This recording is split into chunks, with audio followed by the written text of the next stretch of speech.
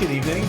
Welcome to episode 2 of The Nice Friend Show, the only art podcast. It's not the only podcast, there's loads of them. But this one's good because it's, I don't know what I'm doing, and it's different. Hope you enjoyed the new intro. I wasn't really sure if that would work.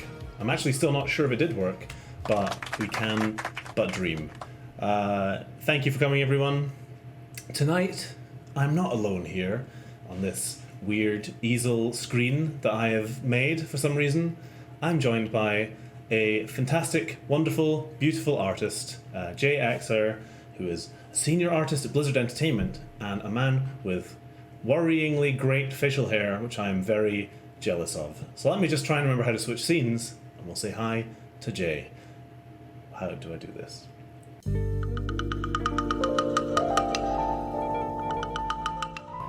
Here is Jay. Jay is incredible and very patient, apparently, so thank you for being patient. Would you be so kind as to say, tell the listeners who you are, and we'll kick this off again. Yes, for the first time, I will tell everyone. I'm Jay Axer. I currently work as a Senior 2 concept artist on Hearthstone through Blizzard Entertainment. I've worked in games for about 11 years, varying from AAA studios to mobile games to indie games. I worked for a lot of years as a freelancer before that, and now I'm finally achieving my dream of being on the Nice Friend Show. Thanks, man. I know it is like a sort of pinnacle for artists in the industry. 2 episodes in and already the fastest growing show. I can't even do it. Yeah, that's really cool. I mean, we've chatted a little bit before, just over Twitch and stuff like that, where you stream now, and it's always sounded like our careers have had sort of somewhat similar trajectories, or at least we've been in similar sort of spaces before. Maybe the thing everyone always wants to know is like kind of how you got into the industry, what your path was. It's kind of in many ways the most boring question to ask, but it is useful to kind of set up a little bit about yourself. So, like, did you always have concept in mind? Did you always have illustration in mind? Has that always been kind of a thing for you? Or, yeah? No. Originally, way back when I started art, I actually wanted to get into comics really bad. So, because I kind of started later than all my friends, so I was about 16 years old, and they had been drawing since, they could remember breathing. And I was reading a lot of comics. I was actually reading a lot of Japanese comics at the time.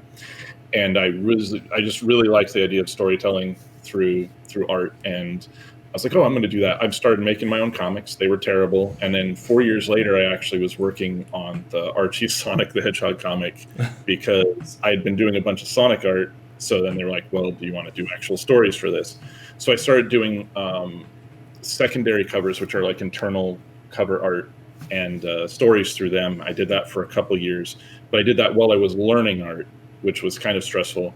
And then that culminated after a few years of almost working with Marvel and DC. And I say almost because then I turned those jobs down because I realized from starting in comics and then getting a really, really probably life-changing opportunity in comics, I didn't enjoy doing comics. So I bailed on that and went into freelance, just like commission work, and then, small projects, whatever I would get contracts for. And at that point, I was pretty much just an illustrator. And then I kind of always wanted to get into games, originally as a designer before I ever did art. And what ended up happening was illustration became concept by happenstance. I wasn't really following any concept artists. I wasn't really thinking about how illustrations should be or what have you. And around 2008 or so, I wanted to get into games, and I applied at Blizzard and I didn't hear back. And I applied at another place and I didn't hear back. And the main thing at that time I was told was portfolio was decent, but I didn't have any schooling and I didn't have any previous games experience as well, because I never went to college, because I take a huge loan and I couldn't really afford anything. So what happened then was I ended up getting picked up by a studio about 2009 called Red 5 Studios, which was a AAA studio started by ex-Blizzard people And that was kind of my jump in. They're like, we don't care if you haven't shipped a title or you don't have experience shipping games before, you actually are kind of at the level we want, so we'll bring you in. And that ended up being a weird experience, but that was my entry. So by 2010, I was working there, and I ended up working there for about 5 years total. And that was kind of my jumping point. And was that, so the stuff that you were doing there, was that kind of concept, like how large was the team? Were you doing like a bunch of stuff there, or was it like a specific role? It started small because they had actually just had an implosion at the company and a bunch of people left, which made me really, I was like, is this a good idea joining this company or not? Yeah. And it ended up, like around 170 something people. Concept team was fairly small. I ended up wearing like a lot of hats at that job. I ended up doing a lot of stuff. So it was concept, it was illustration, and everything in between. I got into the world building. I ended up having to learn 3D and do 3D while I was there. I ended up working with the design team. I ended up writing for it. I even did like voice acting on that. Nice. It was all over the place. So it was really like jumping in the deep end of the pool and then almost drowning every day for a few years is what it kind of felt like. But it was a lot of really good shotgunned experience too. Unfortunately, it was a toxic environment as well. So I kind of got the whole smorgasbord of games. You got like games in one kind of crazy experience. Yeah, it was everything at once. Wow. How long were you there for in the end? So internally, just about 4 years, and then I actually quit because I just was tired of it. It got really bad, and then they were like, well, we really kind of need you for the project. Will you work remote? And I'm like, sure. And it kind of solved a lot of the social issues everybody was having. And I just did the work, got paid for it. Then the company started going under, and I was released from contract is the official statement.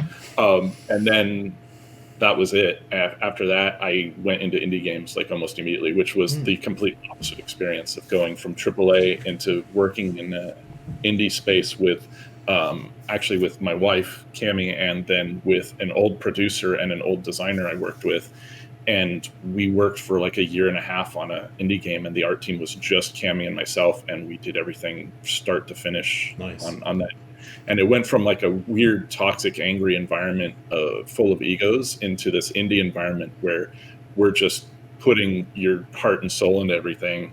And then now after that, like all my experiences have kind of been a mix of all those experiences without the bad parts on my current team, and with the bad parts on my job before my current job, which was mobile games.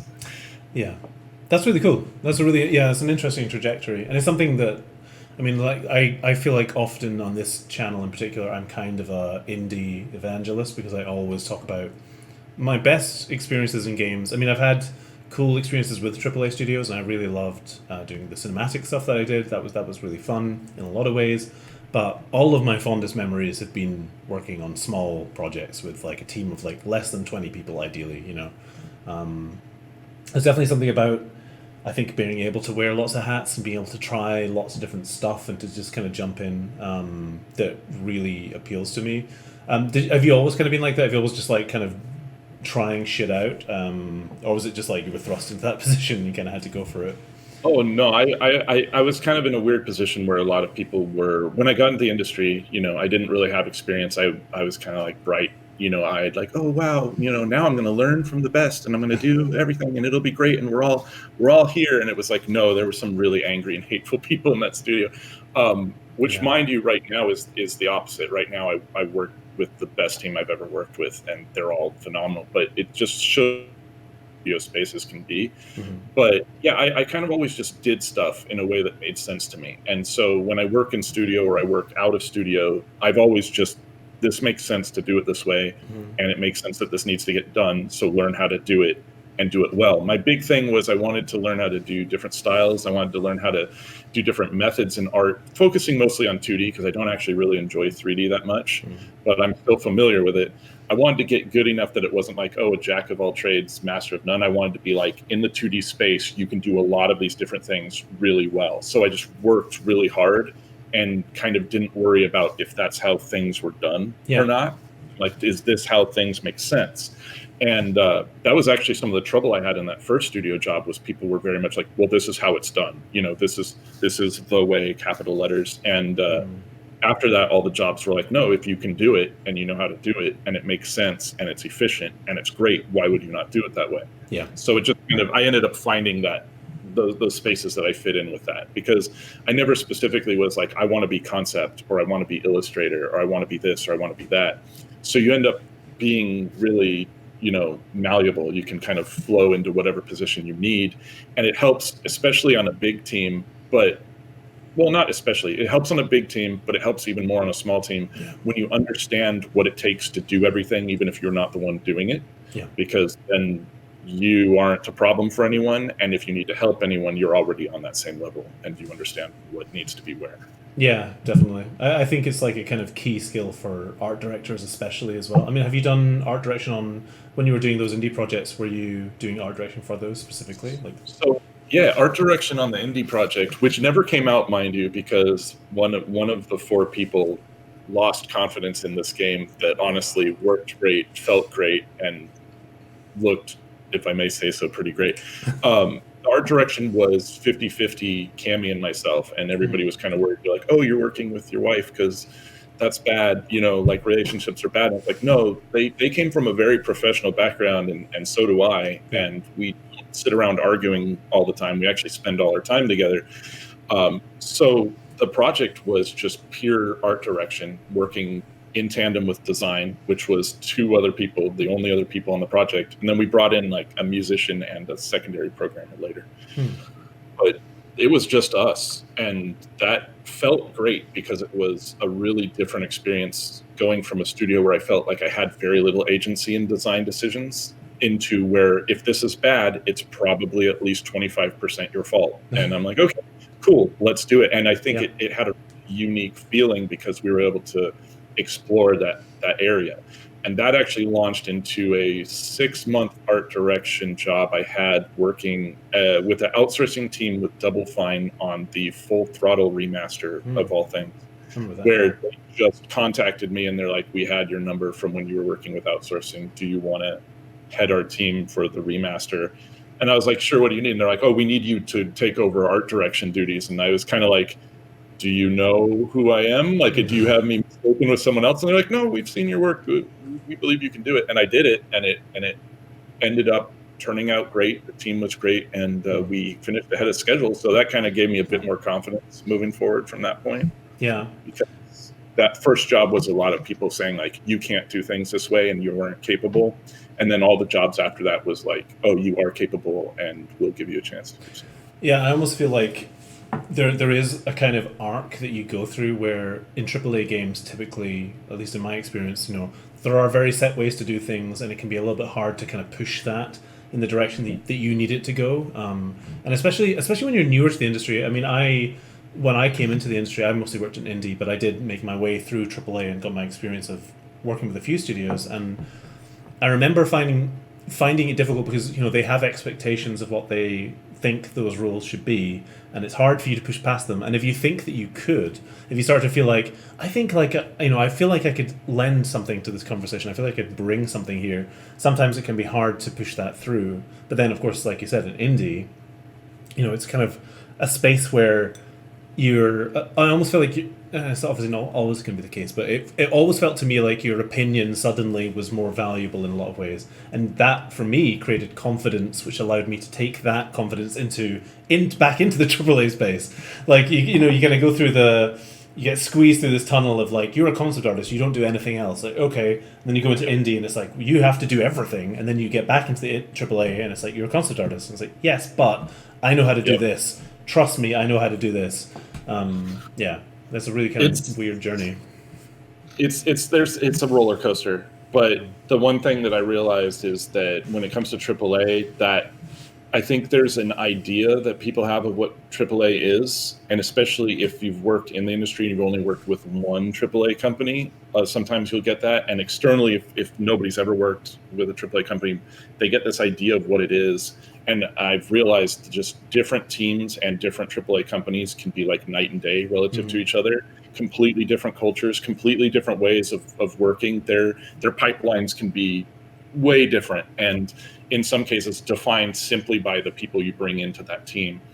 And so once I had that first AAA experience, I'm like, I'm never working in studio again. And then after time, I started to realize, oh, that was pretty much the worst impression that I could have had.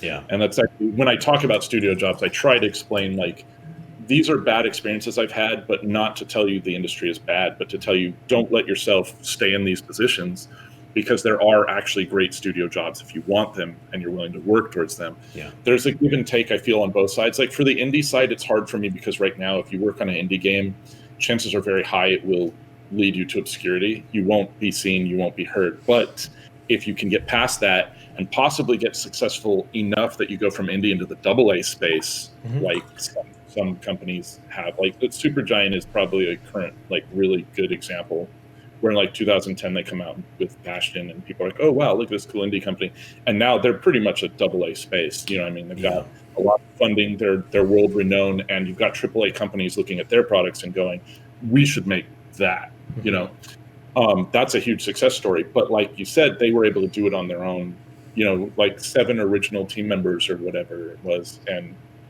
doing it literally their own way. You don't necessarily get that confidence in an IP from a AAA company, because usually they're going to make decisions based off what they know will be successful, which means either an existing IP or a new IP, possibly based off an existing concept. Kind of like when the Battle Royale, you know, phase was going through, and everybody kind of took a gamble on that. You see it a lot in mobile games too. You'll see a lot of mobile companies just making games that are like the last successful mobile game. And I was talking about that with a friend recently, actually, which is the catch-22 is the companies go, well, we look at the metrics, this is successful, this is what we should make, so we'll all copy this, and then someone will break the mold, take the risk, make the new next thing, and then all the other companies look at that and they're like, whoa, they stopped copying. Yeah. They made something new, and instead of going, we should take that risk, they go, let's copy that one, and then everybody copies that and no one learns anything. It is a risk to make new and exciting products. That's the thing, and that's what indie games kind of learns and cultivates and explores, and a lot of it's just like a good faith agreement with people who are into the people working on it. Will you support this game? Because so many indie games, I mean, it's like bands, like music, for however long that music has existed. Just because you're a great band doesn't mean you're going to be a successful band. And a lot of times successful bands aren't even that great. It's just the circumstances, the planets align, and everything ends up being miraculous for that. So I'm all a good AAA space and a good AA space and a good indie space. I think indie has its own issues, but you're more likely to find that agency and creativity by far in that. And I will say that the Hearthstone team that I work on now, is actually, it feels like a real weird mix of AAA, AA, and indie all at the same time. So it feels like a very unique, mind you, I haven't worked everywhere, so only so much experience, but it feels like a unique mix because I have more agency in my current job than I've had in any job outside of indie ever. And everyone, regardless of their station, like, oh, are you a senior, or oh, are you an associate, gets listened to and gets treated as a member of the team. And it very much is a product that comes together because of the people who are there. I don't think, you know, at any time, any decision isn't led mostly by just people on the team who are there in the trenches doing the work. And more than any other project I've been on, the art team is then delivering into final product exactly what they designed or what they envisioned. And so what people get excited about, whether it's cinematics or design or FX or 2D cards or the boards you play on or the art and the cards that we outsource and sometimes do internally, they're getting excited about the absolute vision and product of the person who created it. Whereas in most AAA, that's gone through a filter of 35 million meetings and 20 million stockholders and whatever, you know, and then eventually all the edges are shaved off. You have a perfect sphere that looks like every other sphere, and who knows whose idea was what, and hope it works. And I find that that's less interesting than the first example there. Yeah, it's cool to hear you say that stuff about Hearthstone, because I feel like, at least looking in, I've been a Blizzard fan forever, but like Hearthstone always felt like a kind of punky, indie kind of conglomerate thing that Blizzard was putting out, and I feel like they've always maintained that energy. And actually, I think in a weird way, I'm just like contemplating this now, but I feel like the way that Hearthstone was able to do kind of really funny trailers and really kind of sing-song, like out there stuff, and push the WoW style actually like further stylized than it was before, and has now influenced the way World of Warcraft looks and feels. I mean, I feel like, at post Kata, WoW started getting much more fun and silly, and like they kind of ramped that stuff up because Hearthstone was so fucking successful. So it's really cool that you guys have been able to maintain that culture. I don't know, how much are you able to talk about like company culture stuff, like the way your team works. I'd be really intrigued by, but I don't know what you're we talk about some of that publicly, so it's totally fine. But to that culture's credit, a lot of Hearthstone, I think, because some of the team now is way different than the team when it started. A lot of those people moved on to different companies and trying to spread their wings and try some new things, because it'd been years for a lot of people who had been working on that team, from design into art and everything else. But we're trying to keep the torches lit, you know what I mean? And I think the transition's been pretty reasonable. But when that game started at its inception, it was a lower confidence game within the company. So like, I don't think many people overall thought that Hearthstone was going to take off. So they were kind of given more freedom, I feel, than other projects might, because there was less expectations, and that's why it kind of was created and is made the way that it is, and that's why it's able to be fun and kind of zany, is because that's the surprise that happened when it took off, and that's what people latched onto. So then it's like, well, fine. So there's a lot of freedom and creativity in what happens. So when expansions come out, a lot of the times they're created from the designers having discussions of what do you think would be awesome, as opposed to what specifically should we do based off these metrics. It doesn't become a business decision. It sounds like you and me sitting here going, what's a cool idea? And you're like, yeah, this, can we make it work? Cool. You don't necessarily blue sky through the ceiling, but a lot of people throughout the team they have that energy, and they're able to make the funny or cool thing that they want. And it really does feed off of WoW. It's kind of like Funhouse mirror version of WoW. You know what I mean? Yeah, that's a good way to look at it. Yeah. Quite WoW. It's a little bit different, but we have opportunities to do things a little different. So like one of the previous expansions with the Skulloments.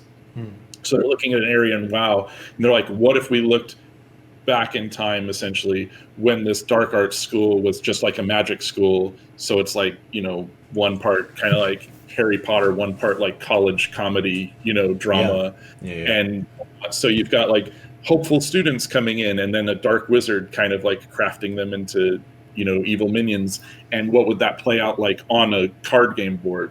So there's more heart and story than you'd expect probably from a card game. And I mean, I grew up playing Magic the Gathering and whatnot, but I fell out after a good number of years because I get very stressed playing against people, because I got good, but I didn't enjoy winning because the stress that came with playing kind of turned me off to it. So I played Hearthstone casually. So I'm not really roped up in the meta of this is the perfect deck or this is whatever. So the flavor is really kind of where I'm at. And the freedom to be able to do that is shocking, because in a lot of companies, you just won't have those discussions on the team. You're kind of going to be the cog that brings to life the idea that somebody very specifically crafted elsewhere in the company. It's really cool to hear that like Hearthstone still has that indie kind of punky vibe, because that so comes across. And I've always been a fan of WoW. I've played it since beta, but like, something about the way the team operates on Hearthstone, and like that goes for their appearances at BlizzCon, and the way they kind of manage this kind of like slightly more chill, slightly more silly kind of vibe has always kind of really, really appealed to me. That was not a transition. That was just a literal, that's a cool thing that I like. Now, when you're there, one question I had was, you're a senior artist at the company, is that right? Or a senior concept? Do you do concept for Hearthstone? Do you guys do like concept pushes and stuff for the new sets and all that kind of stuff? So usually a new set's determined by design, and then it's like tossed over to art where we're told like, here's what we're doing. And they're like, so let's get some ideas going. And it's really kind of more of a conversation between design and art versus just like design going, it will absolutely. So sometimes someone on our team will come up with something and be like, what about this? And then it jives with everybody else and we start forming stuff around that. But yeah, because our cycle's pretty fast. Average is going to be like 3 to 4 months tops on any one like set generally. Sure. And we're usually working a few sets in advance. But those conversations are they're rotational. But even now, we've recently kind of improved how we do those set preparations. There's more input from the 2D team because a majority of the card art itself is outsourced, as just like Magic the Gathering or most things that need that level of art. We don't have, we have a pretty small internal concept team. It's actually bigger than it's ever been apparently for Hearthstone. It's one of the smaller teams I've ever worked on. So everybody has a lot of input and a lot to say. But we want to avoid overtime a lot, which is really important on the team, that we are able to live lives outside of work as well as be into the work. Because, why would you not want employees to be happy? You know what I mean? Like, why would you not? Right. Have that going on. But I worked over 3 years externally at doing the outsourced card art for Hearthstone before I ever went internal to do art on the game proper. And originally we weren't really given much information.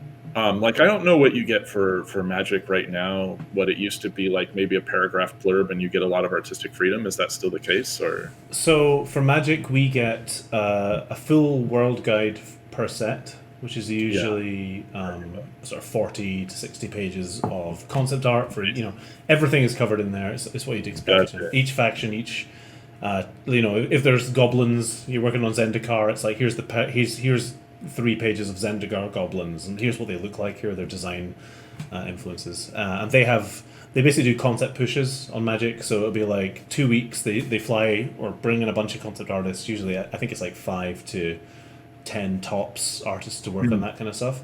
They put together the world guide with the art director, and then we receive the world guide as a PDF, and then just like a brief, which is written by the art director. It's actually pretty. It's good. Like, Magic's similar in that you have a lot of freedom of how you interpret those briefs. They are very rarely set in stone as to what you need to do, especially for the more kind of esoteric cards. Like if you get like a weird Magic, like a spell like Terror or one of those kind of big old classic kind of Magic card names where it's like you could interpret this a billion ways. Chances are, if you want to interpret it this way, you probably can. But yeah, we get quite a lot of information for briefs, which is cool. So what we used to have, like years ago, was we would get the brief like written up by whichever designer designed the card, like, goblin doing a thing. And then it would be like, design it kind of like this, just in text, like whatever they were thinking, like make it kind of, jungle themed, and then maybe you would get a link to something off Wowhead, like a 3D model, and they're like, make it kind of like that. And what happened over time is the team transitioned to starting to do the style guides and whatnot, and that's actually very much a staple now. So now, more than ever, now that I'm not doing cards externally, we have like a style guide. So the internal team will actually get a time allotted to concepting. It might be a couple of weeks or whatever in the schedule, where we then turn around and go, okay, let's really outline important locations, character designs, whatever we need, outfits, color keys, etc., that we can hand off, kind of like what you're talking about with Magic the Gathering.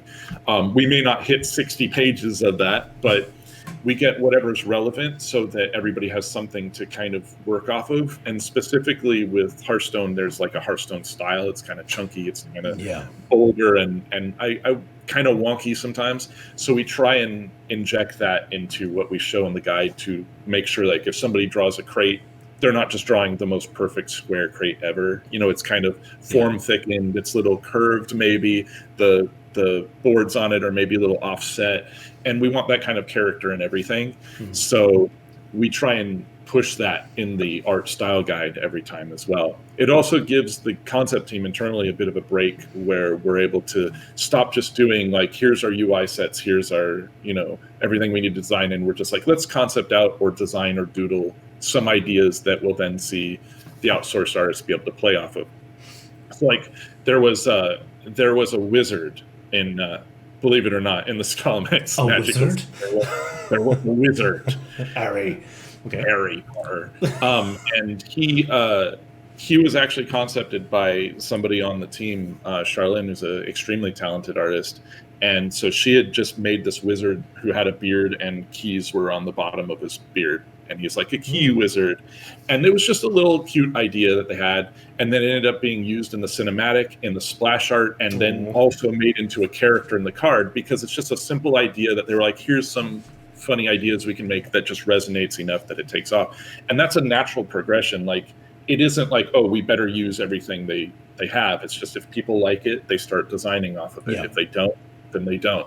And that kind of natural flow keeps everybody excited about it. And then the interpretation from the outsourced side is a lot like what you're talking about with Magic. It's, you're given the brief, but you have a lot of artistic freedom. A lot of the cards that I've done for Hearthstone, they were done my way, very, very much my way.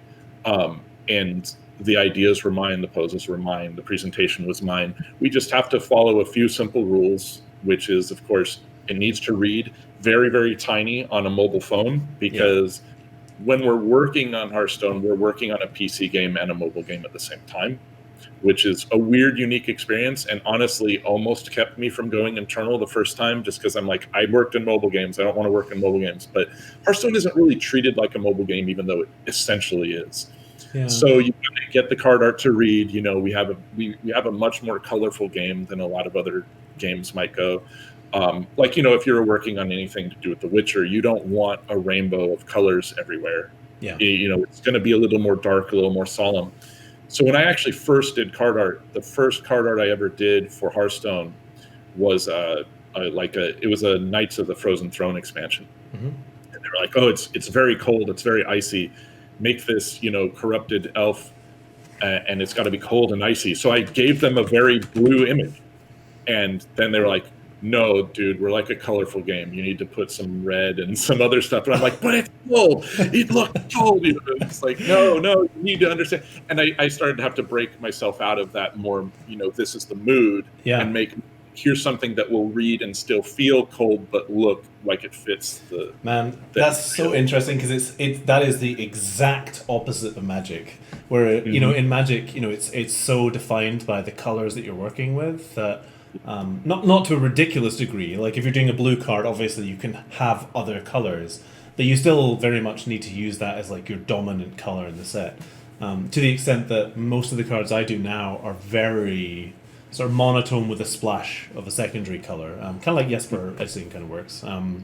That's really, really interesting. Actually, I was kind of curious about that, and also it's fun to hear you talking about style guides for Hearthstone, because you guys have a huge advantage in that WoW also exists. Like, oh my god, I wish that there was a Magic MMO where I could go in and go to Ravnica and look at those buildings from different perspectives, and because for example, I've been messing around with a Hearthstone style piece recently, just on the stream, just for funsies and just to kind of learn the style, and I cannot tell you how useful it was for me to be able to go to Gulneas with my Worgen and take screenshots of those buildings at the right angles, and to use that kind of stuff. That's really, really cool that you kind of have that. And also, and you were saying earlier, that your style guides aren't 40 to 60 pages long. I mean, they probably don't have to be. Whereas for Magic, that stuff doesn't exist. We don't have really resources to work with, so the concept artists kind of have to ideally create that stuff for us. So we have to do both, depending. There's sets where stuff exists, and then there's sets where it doesn't. And if it doesn't, make it exist. But it's kind of like the style can be inferred a lot from the game. If people are like, I don't really play WoW, but they look up screenshots of modern WoW, they can tell there's a lot of character in the buildings and whatnot, and they can kind of get color tone feeling from it. And if they're trying to do advanced texture, we give a lot of leeway. The team essentially. because our outsource team works with our internal team, but they're still kind of separate. So like the outsource team will handle the outsourcers, and then we'll see it internally when it's done, rather than we all like look at it and go, oh, it needs to be tweaked or whatever, because we don't want 30 million bottlenecks on the pipeline. You know what I mean? We need people who we can trust to handle different aspects, and we don't then need a million checks and balances on those people. We just try to hire the people who can do the job, and then we trust them and hopefully get along with them, and that's the way it works. Yeah. But the being able to have those locations, if they do exist, is a huge advantage. But it, and it's funny too though, because like back in the day, like the only thing I ever wanted to do was work on like Magic cards. Like that was the big thing.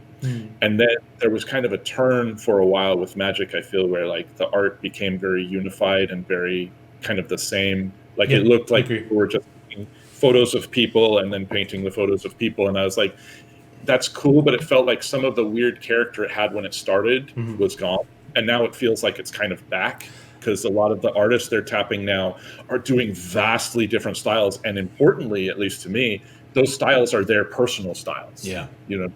Like Wiley Becker was doing like crazy, almost graphic design images, and then like Raposa came in and did like an X-Men Ajani, and you've got things that honestly it feels like direction-wise they wouldn't have even allowed a good number of years back, and now it's just like there's character everywhere, and it feels, at least from an outside observer, like it feels like a breath of fresh air to me. I'm like, wow, they're really able to bring in artists who are able to speak in their own artistic language on this project. And I love that. And one of the things that Hearthstone at least tries to do is, you have to do it in a Hearthstone style, but we still try and let people bring their own form and function to it.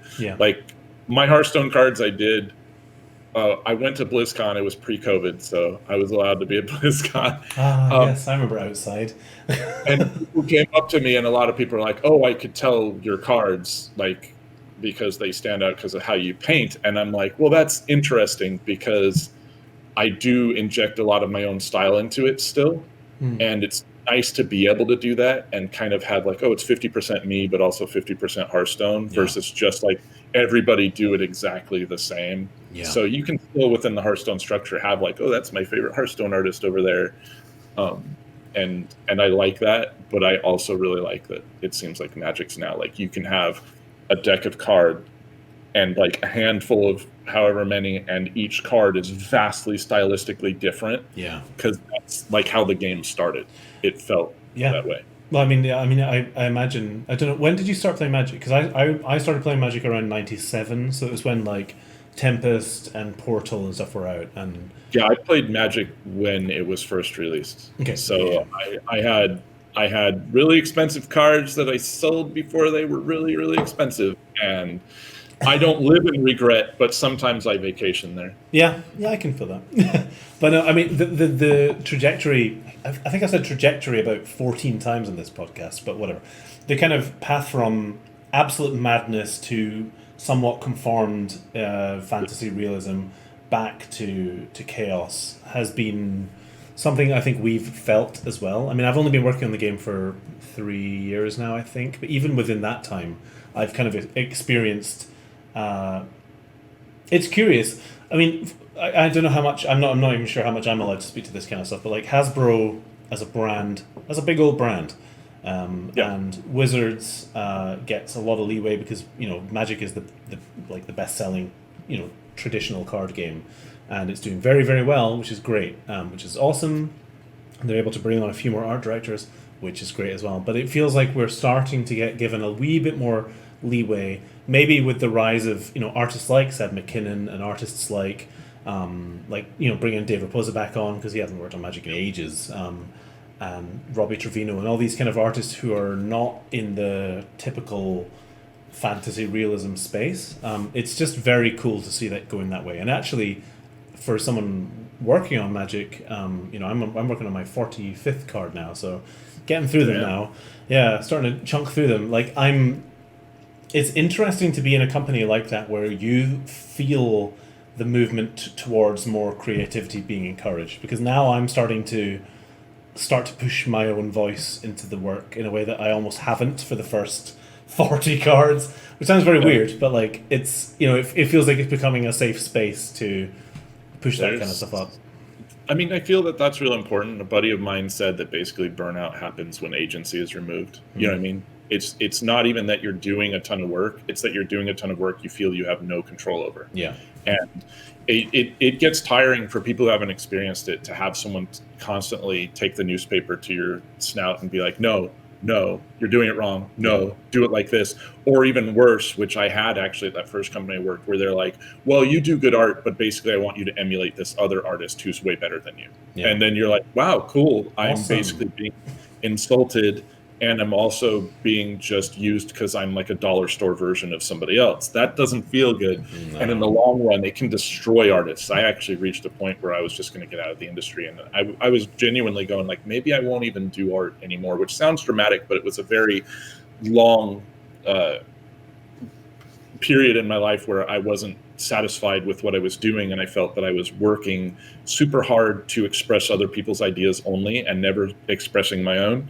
And I was just like, it's not worth it. I had physically like torn down my shoulders and was in physical pain. Whenever I would work, I was doing a ton of work, and it was all work where I was being told that's kind of okay, but maybe do it like somebody else. And that wore me down. So like, unfortunately, if we talk artists, like a lot of names I won't know who they are, which is no insult to other artists. It's just, I don't flow in a ton of circles sometimes. But to use Raposa as an example, when Raposa first did Magic cards, it looked more like what you'd expect a Magic card to look like. It's a painting, and it looks good, and it fits on a Magic card. But now, like you said, Raposa's back, and you look what he's doing now, and it's like pencil comic graphic art. You know what I mean? He changed his style. He found something that he personally really enjoys and feels that represents him better instead of what everyone expected. Because Raposa, for people who aren't familiar, went through a period where he was doing really kind of intense portrait paintings. And everyone's like, I'm going to emulate that. That's the best. This is what you're known for. And when he stopped, because he felt like he was hiding a lot of his inability to draw by just painting and hiding those things, and he started doing pencil drawings and stuff, people kind of turned on him. And they're like, oh, well, you're crap now, and we won't support you. And he worked through it, and now he's more satisfied with what he does, and he's happier. And now he's returned to that same work, and he's able to do it the way that he wants, which is like the dream as far as paid work, I feel. Yeah. Where you're brought on not to do what they necessarily even want you to do. They're brought on to be who you are and do what you do for them. Mm-hmm. Yeah, bringing on people with their style is the best thing. And as an art director working in the industry myself, it's something I try to cultivate as much as possible. Like, why would you hire this person and get them to recreate that thing? It very rarely leads to satisfaction or feeling good. You know, hire people for what they're good at. And also, this goes out to you, the artists who are listening / watching. You know, there's a reason that most of the artists that you maybe respect, if you're a fan of Ian McHugh or Craig Mullins or any of these people, like anytime you see them talk, all they talk about is do the thing that you love, make the thing that you love. If you're really into this kind of style of thing, work on that stuff, get it in your portfolio, because for art directors, it's very, very hard to know who to hire.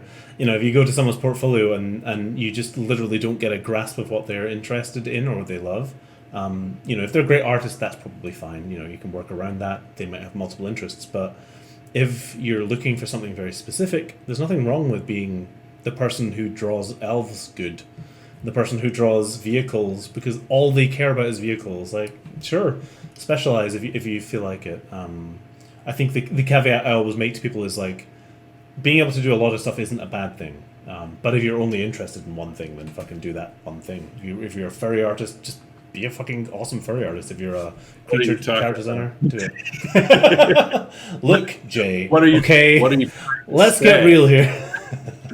No, I feel that really strongly though, because like I know so many artists who really just love one thing but want to fit in and do that other thing. It's like, you know what?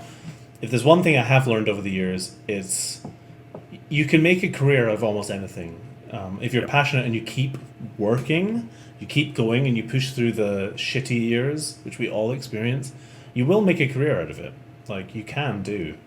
I think even now more than ever, that's true. Like, it's progressively more and more true as people are more and more growing up with and accepting that there's different genres and styles and subgenres of art and interest and what have you. Yeah. Whereas like many years ago, honestly, like if someone was doing furry art all the time, the reason for people who don't know that I'm talking about furry art is because I do a ton of furry art. So just so you know, I'm not like talking about something I don't know about here. That's fucking great as well.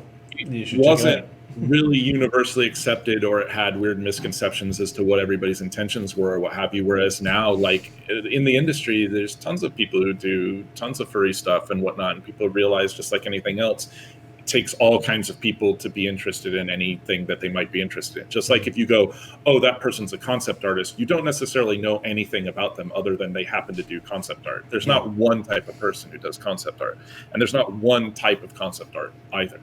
So I feel like a lot of times, so people get pushed in both directions. So you're saying, I'm saying, and I'm personally, all my favorite artists say, do what you love and make sure that you aren't sacrificing why you started art in the first place. I feel the difficulty comes from there are still people in high positions or calling themselves art educators that tell them otherwise. You know, they'll be like, well, yeah, but if you do what you love, you won't really get a career in this. So you've got to absolutely do concept art exactly the same way as this person. And it feels like people are starting to smell the bull crap. You know what I mean? And they're like, yeah, that's not really true though, is it? Because you look around and you've got a room full of happier people who are doing what they love. And the people who tend to tell you only do it this way, it's a little coincidental that those people also happen to love only doing it that way. So maybe they're a little biased. I really do feel that if you work hard enough and you really, you know, you find that area that it belongs, you can just focus on what you want, do as little or as much, just like you said, and you can find that success. I absolutely believe in that. And I mean, I've made all the decisions that would drive you into the ground and not make you get a career in art because I stuck to what I believed in and what I wanted to do. I turned down jobs I didn't want. And I made sacrifices by taking other ones I didn't want that led me to what wouldn't be considered the best, you know, career choice or whatever. And now I've landed in an area that is exactly perfect for me and who I am, because I didn't misrepresent who I am or what I enjoy doing or how I do artwork. Is it a tougher path sometimes? Absolutely. Is it worth it? A million times yes. A million times more, because I've talked to more people in the last year and a half who have essentially gotten out of doing art altogether because they got burnt out doing careers in art that they hated versus people who have actually done what they enjoyed and found where they belonged and found the joy that got them into art in the first place. Yep, that's a perfect way to surmise it, actually. I think the one thing I would add to that, I think for especially for the students and such that are watching, or people who are not quite where they want to be yet, I think looking at what those people say, when you watch tutorials, you watch videos with those people who are like, this is the only thing to do. The only thing I would add to that is sometimes it's worth trying that thing just to see if it fits into your workflow. Because for me, and I imagine for you as well, because we've done a lot of different stuff. I mean, I've worked as a video editor, sound editor, like everything, level designer, lighting artist, etc. on games over the years because of indie, the magic of indie. You get to do everything. If someone is like, look, Blender is the only thing worth using, fucking spend a week learning Blender, see if it fits into your work style, because quite often stuff does. Quite often it doesn't, but you wouldn't have known otherwise. I think that's really valuable to mess around with. I think the idea is don't fall into the trap of listening to somebody telling you there's only one path you can take. Yeah. But certainly consider all paths, and that includes the person who's saying this is the only path. There's probably value, like you said, in what they're saying. I just think there's less value in projecting to everyone that there's only one way to do art. It's 100%. Kind of like, the both fictional and non-fictional, art school teacher who's like, that's not art, that's not art, that's not art, that's not art. Only paint like me. You don't want to become that person, and you don't necessarily want to be around that person. They may still have stuff for you to learn though, and it's definitely worth considering. And I mean, I've explored a lot of avenues in art, and I don't necessarily avoid one just because people are like, well, that's the only way to do it. I just try not to become a person who limits what other people do with art. I ran one workshop, because teaching and especially saying I am teaching art stresses me out very much. I'm happy to discuss it. I'm happy to share information, but I don't think of myself as a teacher. And the one thing I took away from that is I think the best way to help someone with art is to have a conversation with them while you're sharing that information, because if you don't know anything about the person who's learning art, you don't really know how to teach them either. It's an exploration for everybody, and you may do the same type of art and end up in the same place, but your path will still be different. Your mind is different. Your approach, your struggles could be very different. And I feel like it really is important to understand that people can learn differently, and people can arrive at places differently, and they may not even want to arrive at the same spot. Like if you say, I paint portraits, and I say, I paint portraits, they can mean such vastly different things. I'm not going to just go like, watch my video, this is exactly how you paint a portrait. I'm going to say, this is how I paint a portrait, and I'm happy to discuss it with you. But what happened was I had a workshop that was going to be 1 month, and it became 2.5 months. I extended it for free because I was just like, these people are really passionate about art. Because it just became extended one-on-ones and discussions of how can I help you get where you want to go with art, rather than how can I force you into the box of what I think art is. Yeah. And I think it's interesting because now at least it feels like you're getting more people who call themselves art educators that are willing to show people how to get where they want to go, rather than force them to go where they want everyone else to be. Yeah. I think, one of my big things with this channel, one of the reasons I always wanted to do a Twitch or a Patreon or a something, was to be able to basically say, I've been doing this for 13 years, I've made so many fucking mistakes, and I would love a chance to talk to people who are passionate about art, about how, in a way, it doesn't matter what you do, as long as you keep doing it, as long as you stay true to yourself. And as long as you question yourself and you make friends and you learn along the way, because like to go back to a point you made earlier, it is vastly easier now to get information than it used to be. Like certainly when I was getting into the art industry, like we had conceptart.org and like a few tutorials on some, like 1 or 2 websites. I mean, back then even posting tutorial content was controversial. And where we are now, there's so much information, but the damaging or difficult part of that is there's so much information, and it's very hard to parse what is going to be useful for you on your path, on your journey. Yeah. And I think also it's deciphering the people who are selling you something and don't really care about you, and the people who are genuinely trying to help you. Like when I'm in your stream and you're doing your study buddies thing, right? That's impressively great, because you're just having honest discussion, and you're like, hey, here's a safe place for you to sit and study, and let's have an artistic discussion and try to do some art, and we're going to motivate each other, and maybe we learn things along the way. That's so genuine and real that it on its own, it has its own charisma, right, as a place to be and an inspiration to do art. And I grew up in a time when basically if you did art, you were doing art because you wanted to, and you saw a thing and you thought it was cool. Like I literally started drawing because I was reading these comics, and I'm like, dude, what if I made a comic? And then that was it. That was the thought process. There was nothing else. There was no like, am I doing it wrong? And I was doing it wrong. I saw these little Japanese comic books, which people are now familiar with far more. The manga are generally smaller page print size than American comic books. Yeah. And I started drawing on 8.5 by 11 as detailed as those. And then found out when I got into comics a couple of years later, they were using 11 by 17 boards and sizing them down. And I was like, oh, well, that's much easier. But you learn that's so to cool. go, you realize how it works, but the passion was there, and I didn't really have anyone to push me out of that. I had some toxic friends at the time who were angry and didn't want to see me succeed or whatever, because they were all about themselves. But realistically, I kept drawing because I was only drawing what I wanted to. No one was telling me it was inappropriate or wrong, or that if I wanted a career, I had to do this, or here's the way. So I didn't have any of that noise that you get now, which is both positive noise and negative noise. So when I talk to people now, sometimes I feel like I'm cutting the conversation in half, and I'm almost being rude, because I'm like, oh no, but you can really just learn by doing the things you want to do. Yeah. No, but I've got to do 30 million studies in the morning. I'm like, yeah, if you want to, but if you don't want to, you don't have to, because technically every time you do art, that's a study. Yeah. Because you're studying something and you're learning something when you're drawing. And you can actually learn however you want, because I just drew the things I liked and got better. And the things I liked happened to be a wide variety. So I just got better at all those things. And I think the key is, like you said, be honest with yourself and be genuine to what you want to do, and be honest with other people. And pretty much the rest is gravy, whatever you want. It's not gravy. It takes a while to make that gravy, and it might be a difficult and frustrating experience to learn, I must admit, but it's so much easier to learn when you give yourself the freedom to learn how you want and doing what you want, versus forcing yourself to do stuff you don't want to do day in, day out, and burning out from it, you know? Yeah.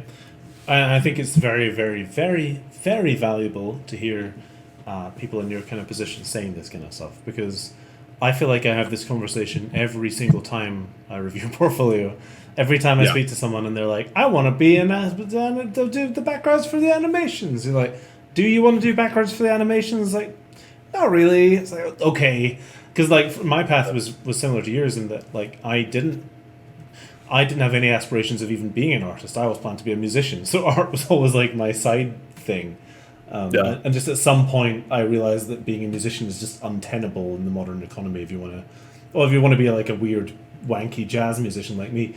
So like, almost my path was like very, very chill, because I grew up basically just like tracing. I grew up tracing art, the art from the manuals for like Dungeon Keeper and Warcraft 2 and shit like that. Like I just traced that, and then I'd go to school and I'd draw little skeletons, and I'd be like, oh, the skeletons from Dungeon Keeper, I'm going to draw them all day. Yeah, you're just having a good time. Yeah, you're just doing what you fucking love. I went to school and I was like, I'm playing Bubble Bobble at home. What am I drawing at school? Well, it's not math problems. I'm drawing little Bubble Bobble guys. I don't remember what they look like, so I'm making my own. Mm-hmm. And then creativity starts. And I try and tell people it's okay to still have that feeling in that direction now. Yeah. You know what I mean? And it's kind of it's hard sometimes, because I run into a lot of people who are like, well, like, I want to do the animation backgrounds, and you're like, why? And they'll say, well, so and so told me that that's what you have to do to break in to the industry. And I'm kind of like, it's an option, certainly, but there are many options. What are you interested in? They're like, well, it's not what I'm interested in. I'm like, oh, but it really is, though, because your best work will be the work that you're passionate about, regardless 100%. Of what you're doing. Always. You can get close, but sometimes people can actually just straight up see that. I've looked at portfolios where I'm like, I can pick out every piece you didn't want to do. Mm-hmm. I can pick out every piece that you did, and I can pick out the one piece somebody told you to put in here. And that's because I looked at a lot of things, and I get the Terminator vision when I look at art. I can tell when, you've relied on, 3D models and didn't let your own self speak. I can tell when you relied on 3D models and it worked really well for yourself. I can tell when you drew what you're passionate about, and I can tell when you were sad. It's just like that's you just get used to it and you see it. But what always depresses me is, because like you're like someone in my position, and I'm like, I'll forget honestly that like, oh, I work for a company that people know, and I do work that people see all over the place, because I don't have a huge ego, really. I just kind of do what I want to do, and I ended up here. I've always felt kind of more like a mercenary than anything. I don't have a home, but I go where it makes sense. You know what I mean? And when I hear that, it always breaks my heart when people are like, oh, it's good to finally hear somebody in the industry say this or that. And I'm just like, oh, but like so many people in the industry feel that way. Mm-hmm. You know what I mean? And they just either haven't had a chance to talk about it, or they haven't been able to share those stories, or they don't because they're busy. But I love it now more and more that people are like, yeah, you can break the status quo, though. Like, it's not really this perpetuated idea of how you do things or what you have to do. The main goal is be good at what you do, be passionate about it, be willing to work with other people if you're on a team and listen. I think the social skill is just as important as the art skill when it comes to that. But everything else, like you said, just try to get back to that point where you were a kid or whatever you were when you started drawing, and you were just like, skeletons, from the manual. This makes me happy and I want to draw this. Like, I'm just having a good time. When I first started drawing, I was copying Dragon Ball books. And they weren't even like popular in America at that point, because I'm a million years old. And And in my vast age came very little wisdom, but one thing that did manifest itself was appreciation for the fact that when I first started drawing, I saw a Dragon Ball comic and I was like, cool, I'm going to make a Dragon Ball character of my own. And it happened to be just a mix match character creator. You know, I'm going to copy how Goku's body looks. I'm going to copy Yamcha's hair. I'm going to give him a sword because Trunks exists. And I just from there. And that passion, even though I wasn't really doing anything but just celebrating something I loved, eventually evolved into making my own stuff and celebrating something else that I loved. I just figured out and learned how to create my own things. And every day now is trying to recapture that as best as I can. Because I fell out of that for years. I fell into the grind of what was expected to me, of me rather. And in that first job, I met some of the most egotistical and hateful concept people I have ever met in my life. I also met some of the most caring and lovable concept people I've ever met in my life. Yeah. But those angry, egotistical ones told me everything I knew was wrong. Everything I did was wrong. I had less value to them because I didn't go to art college. I didn't know the right artist names. I didn't worship the right artists. It's so stressful. And God forbid I did anthro art, which was terrible. Anthro art is what you call furry art when you're talking to people who don't necessarily like furry art. So you class it up a little bit. Even though they all play Magic and they all have fucking Lion Man decks and they all fucking love. A Johnny's a lion man. He's not a cartoon. Okay, it's different. And you know you work around those people and they can kind of brainwash you. They can make you devalue yourself. So it's really important to understand who you are, what you want, and surround yourself with the appropriate people that don't enable bad habits you have, but don't plant them there either. Yeah. It made me feel like what I wanted and what I would do would never be accepted. And I'm not even talking about furrier. I'm just talking about like my approach, my design, everything was wrong. I had to basically follow this other artist instead. And I threw that all out and started focusing on the people I could get along with and work with and started to recapture that feeling of I'm just drawing something I love. And I put that in my designs and those designs started to resonate. And all the people on that team who celebrated that ended up in great positions. And the people who did not are now blacklisted from a couple companies with whom I have worked because many people were like, I can't work around this level of stress and egotistical maniacism. It's terrible. Yeah. 100%. Yeah. We're about an hour in. This is usually when I take a break because I need to pee. Do you want to take a quick 5-minute break? And we'll recommence in a few minutes. Is that okay? A+. Beautiful. All right, friends. I'm going to switch to the hide scene, as it's known. And we'll be back in a few minutes, okay?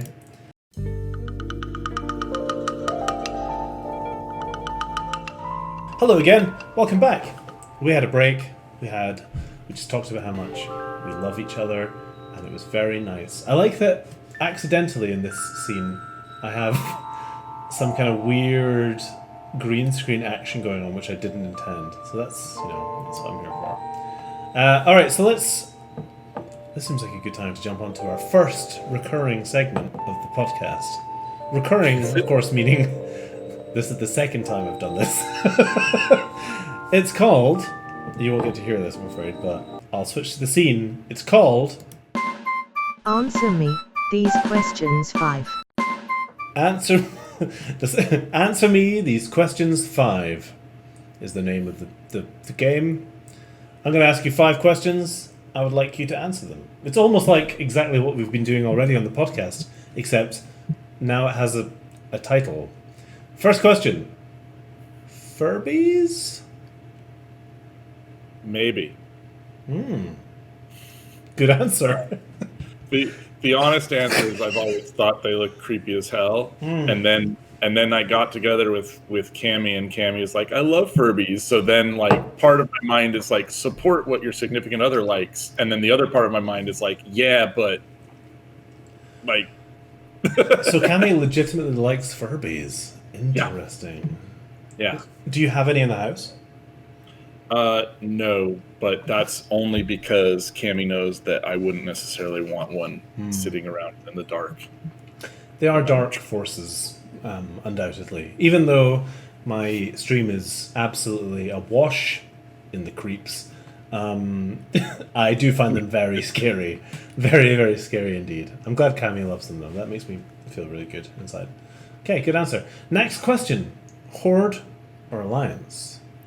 Alliance, which if you work at Blizzard, you will find is not the answer you should give, because it's also not the answer you should give outside of Blizzard either. No, that's not okay at for all. this, though, was growing up, a majority of my friends were all playing Horde, and they were all playing kind of the same characters, and I was like, I'm going to do something else. I'm just going to do something different. So I like turned on all of them and went on to Alliance. and then I never really turned back. One of the big reasons for me, though, thematically, was that the idea in World of Warcraft is that you've got the Horde versus the Alliance. I mean, that's always been the big thing, you know, orcs versus humans back like Warcraft, Warcraft 2, Warcraft 3. Sure. And it's supposed to be that both sides are kind of right, but also kind of wrong.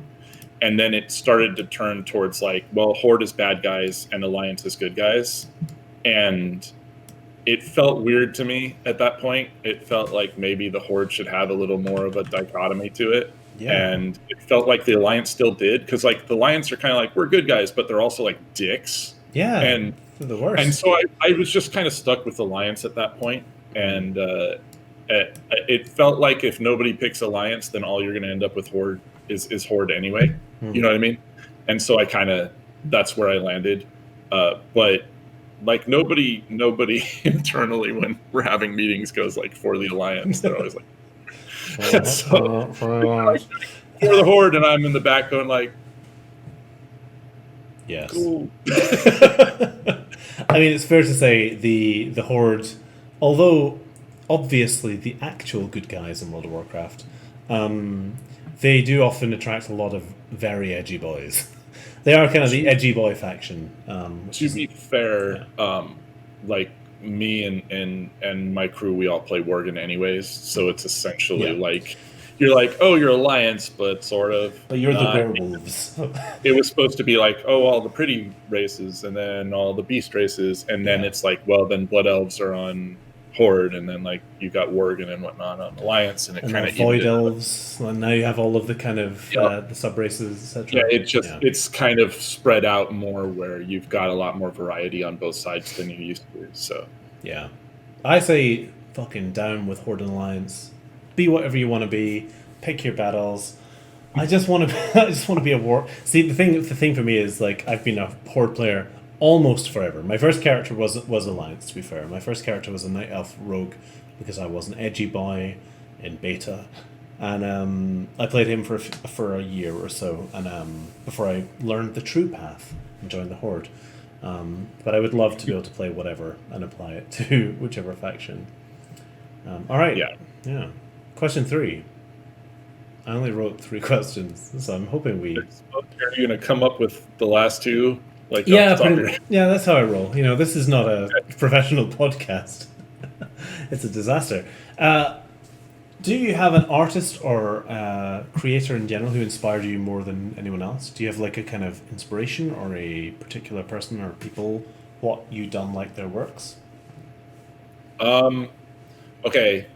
My answer to this is going to sound cheesy and like I'm full of it. That's fine. But the most inspiring artist to me actually has been my wife, Cammie, and the reason for that is I've known their work since we started when we were kids. Like I knew their work when we both didn't know what the hell we were doing, and it was crappy, and we still were like, hey, that's cool. And like one of the first things that Cammie ever asked me was like what pens I used, and that was our first conversation in the world we ever had on like a room when we were kids.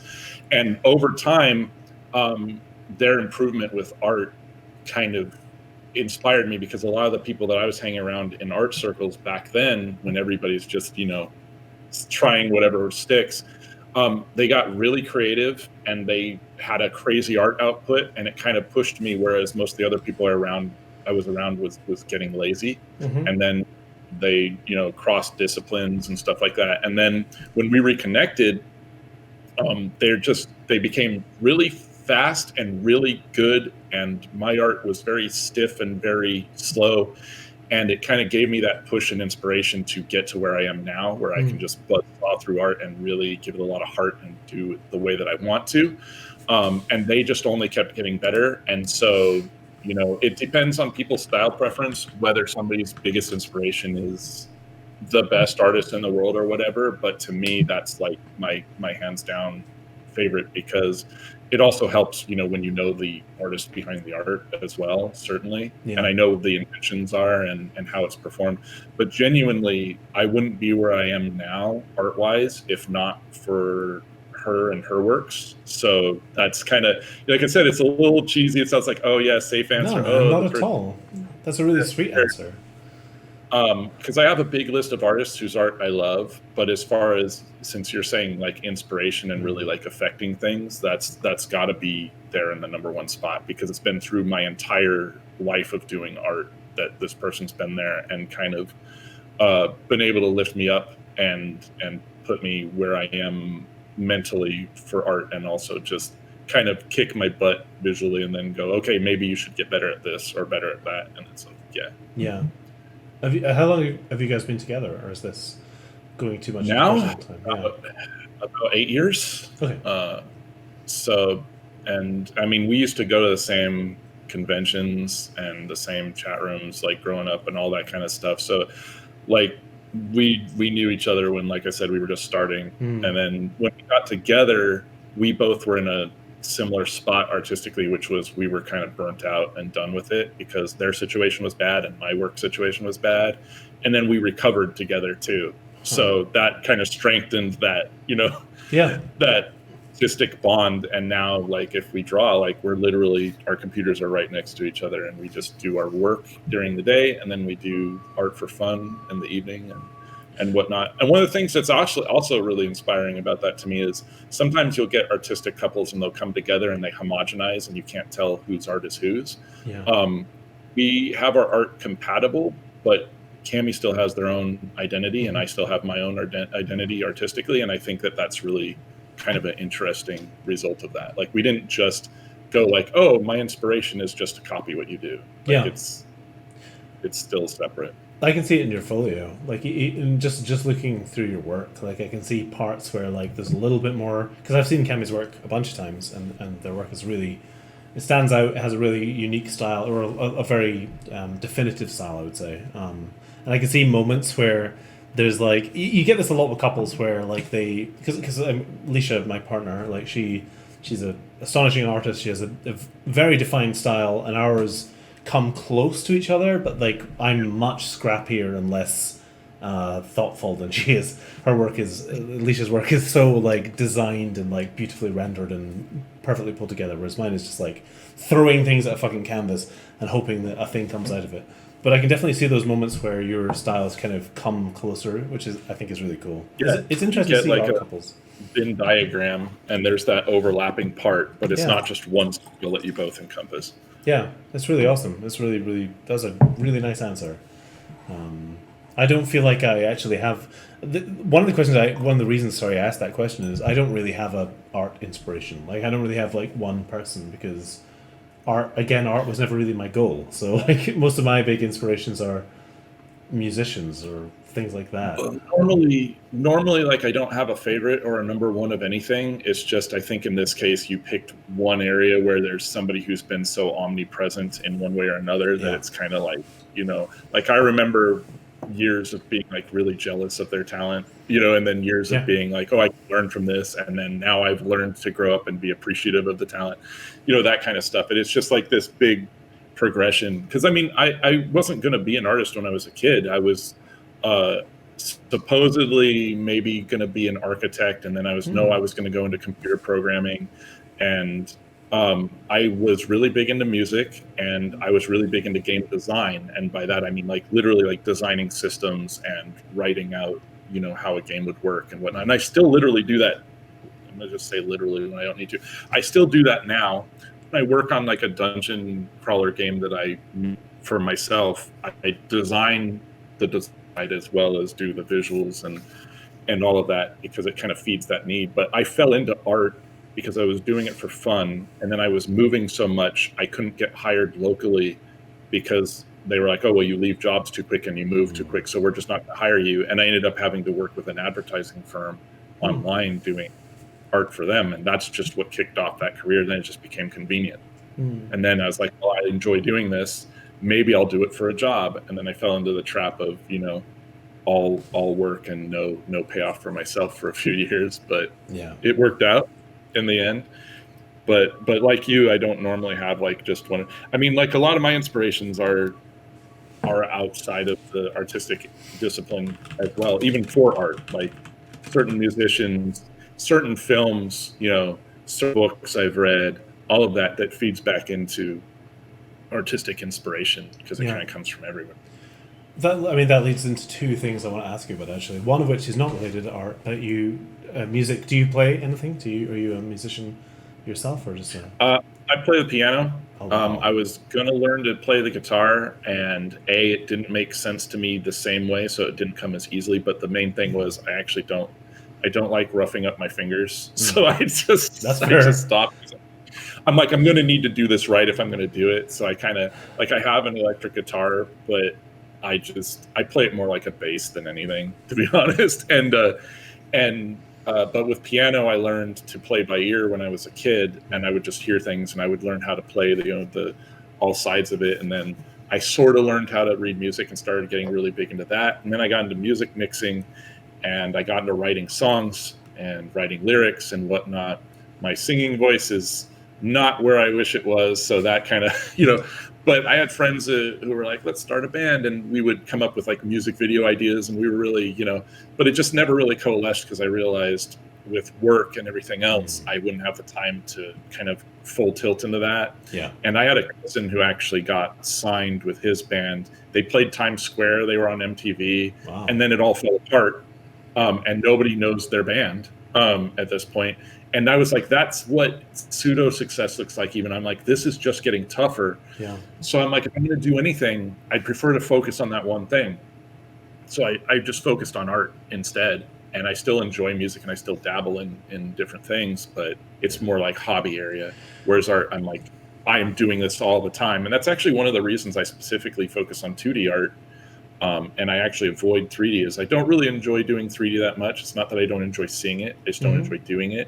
And I'm like, I am enamored with the idea of doing art from scratch on my own with no reliance on 3D, no photo bashing, no anything. And I'm like, if I'm going to do that, I'm going to just fully focus on that because that's my goal. And, but still familiarize myself with everything else if I need to work with people in that way. Yeah. So like music just doesn't have a space in there. Like doing movies and stuff like I used to do as a kid doesn't have a space in there. The interest doesn't go away. But yeah, I can play piano is what I'm saying. So yeah, you can play piano. No, that I think the journey you went on there is actually really useful because music is not really tenable as a career, I don't think, in general. And art, has so many sort of sides to it. There's so much stuff you can do, and you can bring like one thing I talk about or try to talk about a lot on the show or whatever the hell the Twitch channel is just like. Art. The cool thing about art as a career is that you can bring all of your interests to bear. If you're a musician, and again, if you work in an indie studio, you might have the opportunity to bring those interests directly into your work, like to actually bring knowledge. Right now, I'm working with Inkle, who are an amazing indie studio. They did the Sorcery series and 80 Days and all this cool shit. And it's fun coming in as an art director on a project like the one I'm working on, which is very much about time, where I can be like, oh yeah, by the way, I'm a drummer. And like time is something I very intrinsically understand. And it's just one of those weird careers where you can bring all that stuff together. Whereas working, specifically as a musician might be a constant battle because it's hard to make a career out of that kind of stuff. Yeah, it's cool. You were also talking about design before, like designing your own games. Is that something you still dabble in or still explore? Yeah, I have a dungeon crawler that I made. It actually started as I wanted to do some modular walls in 2D and create a visual solution for that because I worked in a job where I had no agency, as discussed before, and they basically shot down my ideas as solutions, which ended up being probably a bad idea for them, but I wasn't going to be like, oh, I'm the only one who's right in the room. You know what I mean? So like, okay, fine.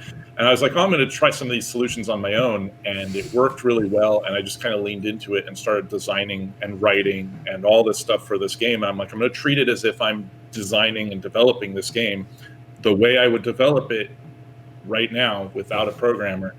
And it just took off, and it became like a almost 2 years worth of work. And I have this huge project that I can basically have a vertical slice for. I mean, it got to the point where I was writing music with a buddy of mine who works in music, and I've got essentially screenshots doing the full UI, the full design, all the tech trees, all the characters, all the enemies, how it works, what it functions like, everything except actually having it programmed out and play tested to make sure that most of these systems function as they should. It's a ton of work, but I do it because that's where my passion is, and that's what I enjoy. And it also has that added bonus of, since it's not really being made right now, I enjoy it even more because the pressure's gone. And then I almost work on it more than I would if it was being made, just because I'm like, well, it's mine. But the beauty of that project is, since it has nobody overseeing it other than myself, everything that works is mine, and everything that doesn't work is my fault. And I really enjoy working in that space, because at this point, it took me a long time to come to terms with, like, I have experience. I have experience that's useful enough that I can feel confident doing a project like this on my own. And once I finally came to terms with that and was like, okay, no, I think I really do, and it's not conceited to say that, working on that project became a breeze, because a lot of the times I'd work on projects and my preferred design sense was shot down because maybe they didn't feel it worked, or they were like, it's not the status quo. But on my own, I'm like, it all comes together so cohesively that when I show this to people, they get excited, and that gets me excited. And I'm like, yeah, I did that. And well, it doesn't make sense, I think, to some people to do that and not then program out, make, and sell the game. I'm kind of like, I know what that means, and I know what that takes, and I know what kind of time I have. So for right now, it's just like this lovely thing that I really enjoy and I know is mine. And that's enough of a payout for that for me to know it exists and whatnot. And I've been asked, like, oh, would I sell it if somebody were to develop it? And I'm like, I don't think that conversation would ever happen. You know what I mean? So I don't really entertain it excessively. At this point, it's the same as just a big old painting or something else that you do because it makes you happy. It's like, this is my representation of what I take out of this and enjoy, and I'm showing it back. It's a reflection of culmination of years of design and ideas and game enjoyment, and this is what it is. No, I think it's cool to hear that, because I'm in a similar position to you. I've been working on my own game for the last couple of years, and it is the purest version of what I think game development should be, which is the wankiest thing you could ever say. But like, it is that experience of, like, when you've worked in studios for a long time, you start to pick up on either what works in general or what works for you, and you find ways to. I spoke to a friend recently, a writer friend, and he was sort of asking, like, I feel like I have agency in terms of game design. I feel like I have really good ideas, and I feel like sometimes the ideas are better than the game designers have. Like, is that okay to feel that way? And my thing has always been like, that's kind of the path I've had through a lot of stuff, and it's very hard to navigate because it always sounds like a big ego trip. But at a certain point, when you've worked on certain things and you feel confident about stuff, that just kind of happens sometimes. Sometimes, you worked in games for 10 years and you go, production in games is fucked. Production would be way better if we had a 12-month deadline and we had 6 months of work factored for that time period, because then we'd have all this leeway to, there's certain things you kind of pick up on as you work, and I feel like most people at a certain point do start to develop their own things or start to create their own studios or stuff like that. I think that some of those things, there's a reason they work that way, and sometimes people break off studios and learn the hard way that 100%. there's a reason. But I think it's important that that happens, and it's unfortunate when it doesn't work out. But if we aren't questioning why we're doing something in some way, then we end up making the same mistakes forever. Yeah. One of the things that you learn, like you said, when you're in anything really long term, but let's just talk about the microcosm of game development for a moment, is that you have solved so many problems as you move forward. Your experience becomes not just a culmination of what you found you enjoy and you don't enjoy, but simply solved problems and ways to execute on those problems if you meet them in the future. So you can then avoid doing certain things because you know what the outcome will be, and then explore other areas that you aren't certain for. And that's really all it is. It's like, have we gone down this avenue before? Okay, we've solved this problem, so we can just more efficiently create whatever we're creating. I had a discussion with a buddy of mine who loves art, but is not, especially like, they're a new artist. They've only been doing art for a while, but they've lived the life of an artist their entire life, and they're really close to game development and all that. And they were discussing the same thing that I came to as far as conclusion on that, which is once you get to a certain point with individuals who have enough experience and a good, mind in their skull, you find that it becomes less about if an idea is wrong and more an idea that it's just someone's opinion over somebody else's opinion.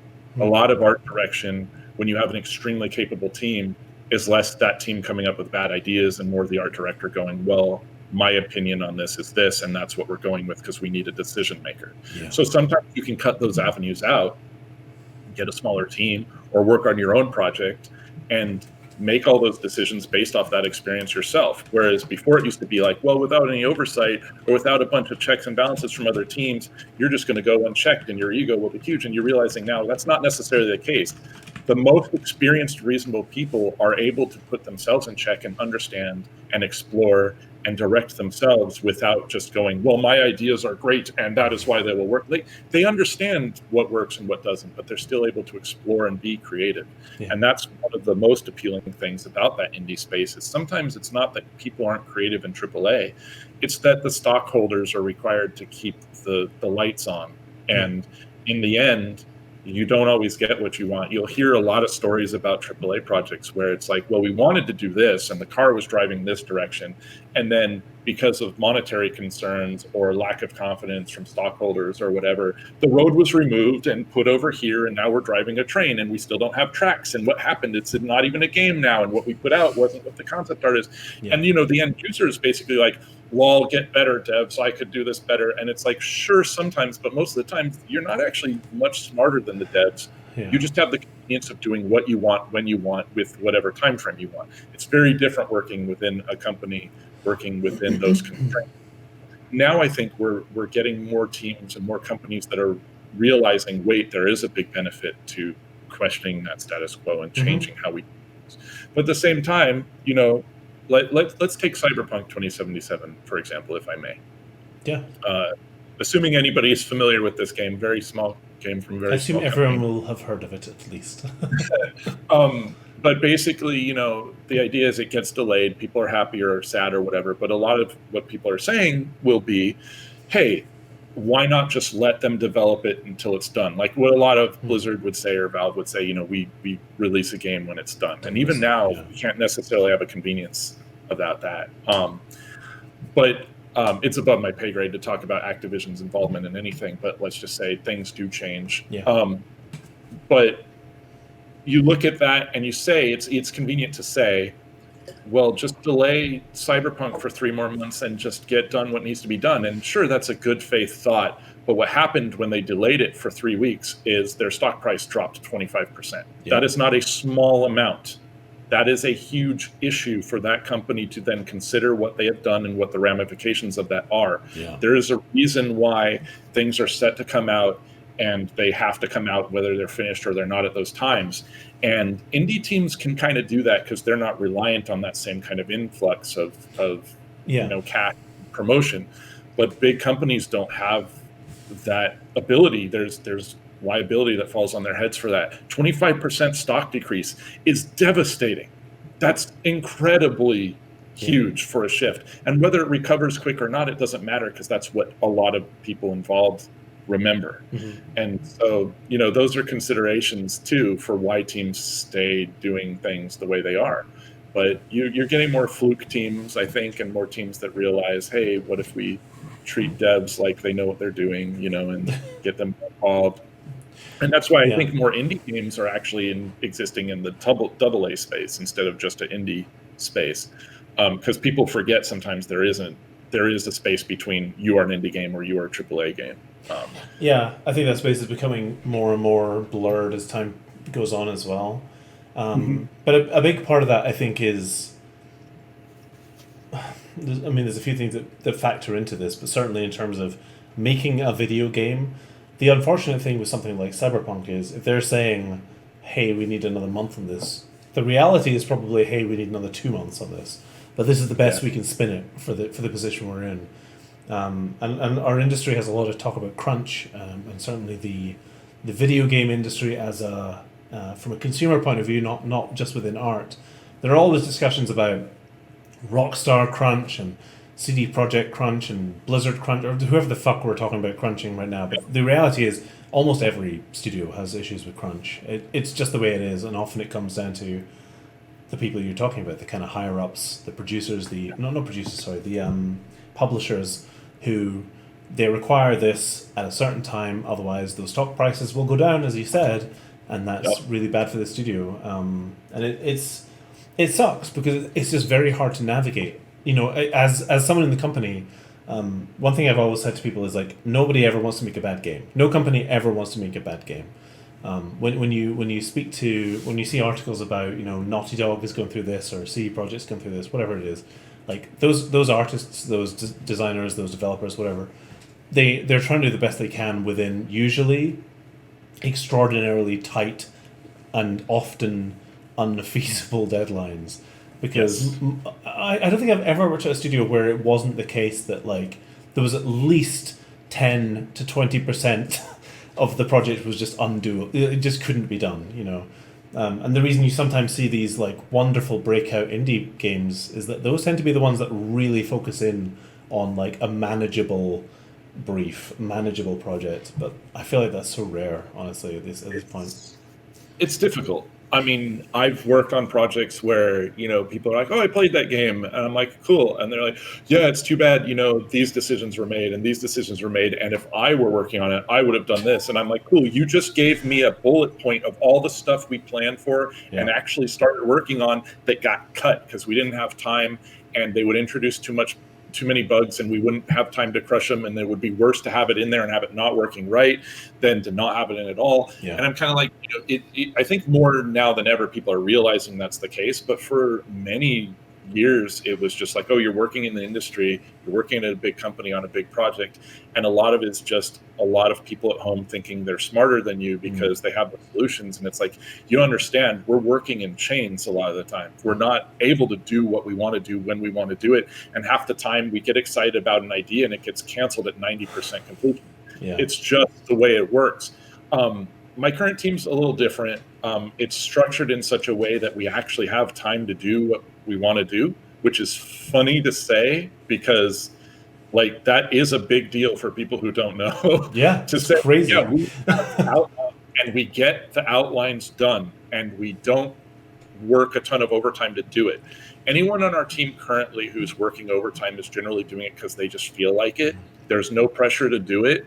I've had a day where I was just like, man, it's been rough this past week. I kind of need to just chill out today. And my AD's like, we'll take the last half of the day off. Don't worry about it. Come back fresh tomorrow. Like we're actually, if anything, just taking more care of ourselves. But because of that, the project comes out the way it's intended, and we're able to get in what we want. And it's a very art heavy game. So it's really important that we have enough people able to do things, but we're cross discipline. We can cover for each other. And so we traded that out, but it's a unique position. I don't think most huge teams, because Hearthstone team is big, but it's not 1,000 people. You know what I mean? Like you look at WoW's art team, you got over 300 people. You know what I mean? That WoW's art team is bigger than the entire Hearthstone team. So it not every company can do that, but it's weird to be in a AAA team that, like I said, functions more like a AA or an indie space. I wish more companies could find a way for that to happen, because it's still kind of weird. My AD says I have like kind of like PTSD from my previous studio experience, where like I'm covering my bases too much because I'm worried that it's all going to be falling apart one day. And and I'm just like, oh, we literally have enough time to do this. Like, I have weeks where I've finished my tasks. I'm able to just start the next task or cover or help with someone else, because it's a reasonable time frame to get things done. It's not, I'm not being asked like, well, you put down that this would take 10 hours. Can you do it in 2? Like, I'm told, you put down it takes 10 hours. Do you want 15? I'm like, shoot, yeah, let's do it. Oh my God. Yeah. Like, are you kidding me? It's like, but at the same time, it's because everybody is held to a higher standard at the same time. That's the trade-off. Yeah. So other companies, you might get somebody who's like, well, I'm going to try and take a longer lunch to get away with not working or whatever. Whereas us, it's like, you're going to take the lunch you're going to take. You need to be here when you need to do meetings or whatever. But we are trusting that you're going to get things done really well and on time. And we respect and understand that everyone's capable of doing that. So we're not going to police you about it. We're just going to expect that we can count on you. And that's how you stay on the team. It's simple as that. And it makes sense, but I don't think in huge teams you can always be that picky about who you hire in, you know what I mean, and have that kind of scenario. And like I said, the team now is very different than it was like 2 years ago. I wasn't on it. Most of the people on our team weren't on the team yet. And there were other people there. So to even exchange people and have that still be held as a standard is amazingly impressive. So impressive you managed to maintain that. Yeah. I have no idea. I think it's just by people when they're hiring in, they're like, well, we need to be really careful about who we bring internally. But that kind of work environment has yielded more passion and better results in the work and more creativity than any other project I've ever worked on outside of the indie project, where Cammy and I had like, carte blanche, we could do whatever we want. Sure. As long as we're working with design on visuals. And I don't see the solution personally, because I'm not the person to figure it out, how to apply that to a team of like 2,000 people working on one project, But it really feels like there's gears turning in some places, you know what I mean? But then unfortunately, some companies, they are really just driven by the finance, and you aren't allowed to do that, because the bottom line and the investors is the main focus. So it's like, yeah, well, we could give you 15 hours to work on that, but we'll make a lot more money if we give you the 2 hours. So do it in 2 hours, or we'll find someone else who can, and they will. And you're gone. And you may be doing your job as great as you can, and you'll still get laid off. And nobody's exempt from that, no matter what company you're working at. The issue that indie has, again, is just that you may never have anybody know what you're working on in the first place. But if you're successful in that, if you're the Shovel Knight team or whatever you are, and everybody knows your name, and you get your character as an assist trophy in Smash Brothers because you're so successful, then yeah, some of it's luck, certainly, but that means your hard work, not somebody else's, is shining in front of the world stage, and you've done the thing you wanted to do. And now you're most likely, if you're an indie game that gets that level of success, you're not an indie company anymore. You're a AA company, because you'll have made the amount of money that puts you in that space. And I think there's a stigma about AAA, and a weird, like, I don't want to be called AA because it's like I lose my indie cred. And then some people are like, oh, but indie games are just basically glorified, mobile game trash makers. And I'm like, all of these have a heavy value. I think if people got rid of the AAA game space, a lot of the people who are like, I only play indie games, I'll never play a AAA game, I think they'd actually miss the AAA games being there. Yeah. 100%. It all has to exist, and it all has a reason to be there, and none of them are particularly awful everywhere. I just think that it's impassioned people trying to get their voices and their passion out there, and each of those is an option, and each of them has pitfalls. But certainly creativity, I think, functions the greatest in indie, but you'll still see the same thing in indie that you will in mobile games and whatnot, and AAA, where a lot of the creative indie people are actually just copying the last successful indie game. Yes, 100%. So, which I think was like kind of what happened when pixel art came to the forefront, and people were like, "Oh, it's retro," and then they're like, "Oh, it's lazy," because it's just pixel. Like you're just not wanting. And it's like, dude, really good pixel art takes a long time and is very hard to fucking do. Yeah, I do frame by frame animation if I do it, and I did a pixel animation, and it took a lot longer than it took to just draw the frame by frame normally. It's, I think there's creativity on all fronts, but I don't think it's safe to say like one is great and one is not. It's just a personal preference, and that works for internal teams as well. I think they're all valid as well. Like, working in AAA games can be really, really, really fun. It can be really exciting. It can be fun feeling part of something that everyone is having a conversation about. It can be fun saying, "Hey, I worked on Destiny," and going on Twitch and watching 200, 300, 400,000 people react to the trailer you made. It can be fun working on, and that stuff's exciting too. They're all just different facets of the art job diamond. What a beautiful analogy I just made. Again, it's kind of why I encourage people to just kind of try everything, and just to explore, because you never really know what you're interested in. Like for myself, as a person with very, very, very bad anxiety disorder, I turned down so many AAA jobs before I ever took one, because I was just so scared. Like my first big job offer, I remember it was Gears of War 3, and they were like, we'll fly you out and you can come out here, blah blah blah blah, and I was just way too anxious to do that. Have you ever had any kind of blockers, do you think, in your life that have kind of reacted with that kind of stuff, or you mean like specifically anxiety and stuff like that? Yeah, like any stuff like that. I mean, oh yeah.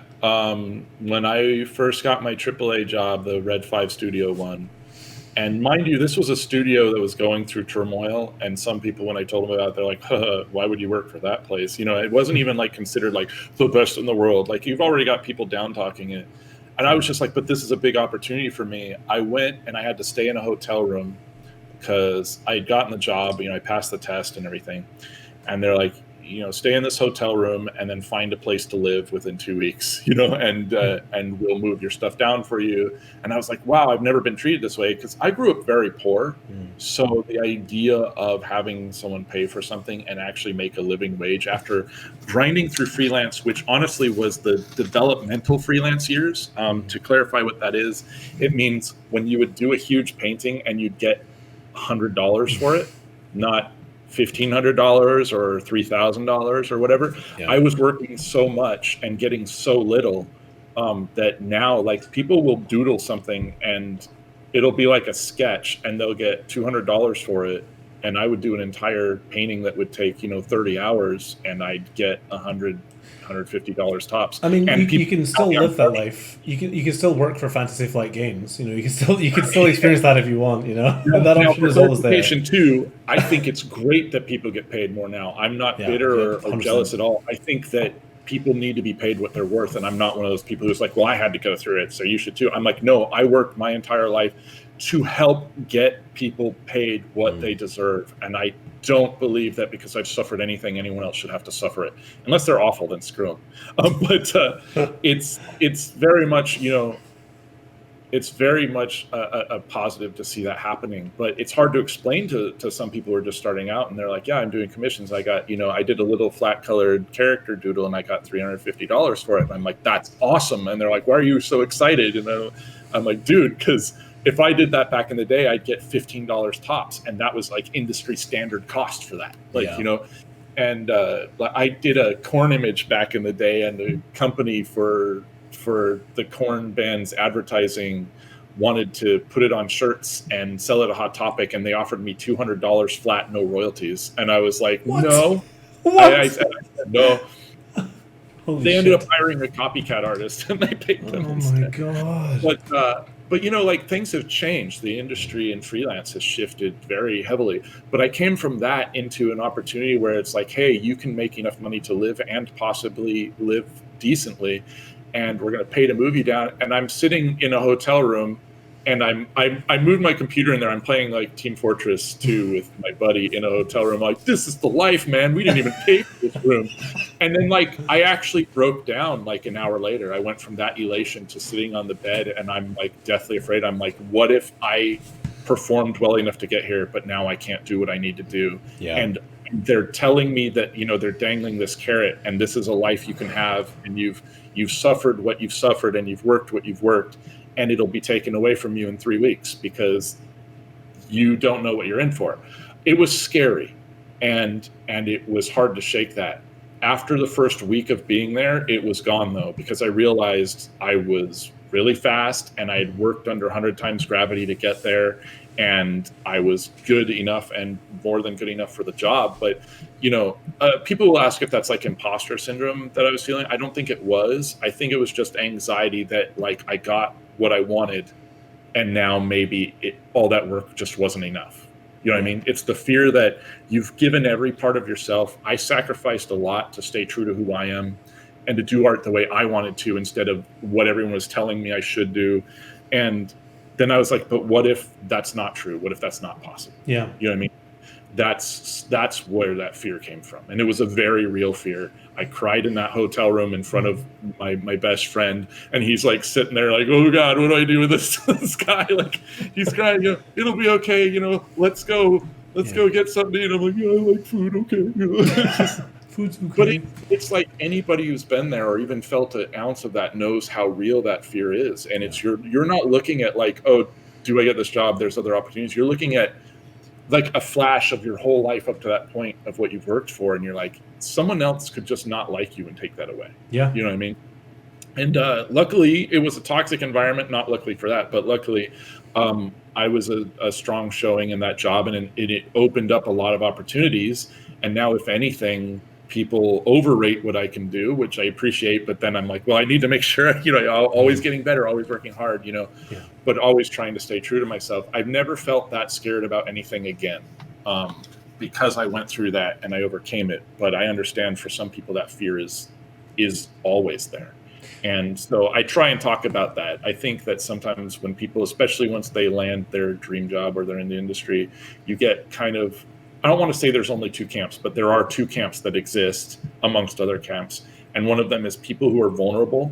I would say that's probably like yourself, myself, a lot of the people I roll with, who are willing to explain their mistakes, talk about bad decisions, and walk people through it and go like, here's what you can learn from this. So my mistake can benefit you and you don't make that mistake. And then there's people who let their ego drive the car, and they're kind of like, I don't make mistakes. And I've always been confident, and you should be confident too, or you don't have what it takes to make it in the industry. And I'm like, no, those people aren't real. That's an act. Like, even if they are that person, then they're a jerk. Like, that's not a real person. That's a cartoon character. Yeah. People have anxiety all the time. It just manifests in different ways. Some people don't have that anxiety, but they have other worries or concerns. You know, people don't want to lose their jobs, and people don't want to be disrespected. And a lot of the times people who do that to other people are just projecting, you know, what they expect people to treat them like. For me, that fearful moment shifted how I felt about everything after that. I was like, I don't want to ever be put in a position where I feel like my hard work wasn't worthwhile.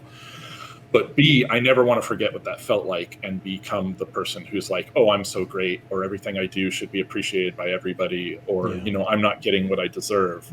And I've held to that as long as I can. But that was definitely a stumbling block for me. Like, I still remember what I was looking at in that hotel room and how it felt. Like, right now, I'm a little more sad than I was a moment ago talking about it. Because I'm just like, yeah, it was super scary. I was like, what if this is it? My only chance, and I throw it away. Yeah. I think I was far worried more than I need to be. And I think a lot of people are in those situations. A lot of the times you need to understand if somebody's bringing you in, if you were honest about what you can do and what you do, they want you there for a reason. And you know, they're a good team. If you're joining a good team, they're not there to sit around and judge you at all times and like wait for you to screw up. They should be elevating you the same way you're elevating the team. Yeah. So if someone does feel that fearful, I would say make sure it's your fear and not a bad situation that's putting you in that position also. Yeah. I think for myself, this is the kind of thing I wish I had been told, 15 years ago. And I hope that this is useful for people listening now to understand that your own personal anxieties, especially before you've ever worked a studio job. Because I almost feel like at least for me, I can only speak for myself, but like I worked freelance straight out of college. You know, I went to animation school. I was shit at animation, and I went straight into freelance kind of concept or whatever design. I was rubbish at that too, but it didn't matter. But like my first few job offers, like I didn't really believe that they were real, and certainly the first studio offers. Once after a few years, when I started getting like bigger offers, like you know, come work on Total War or come work on Gears of War or stuff like that.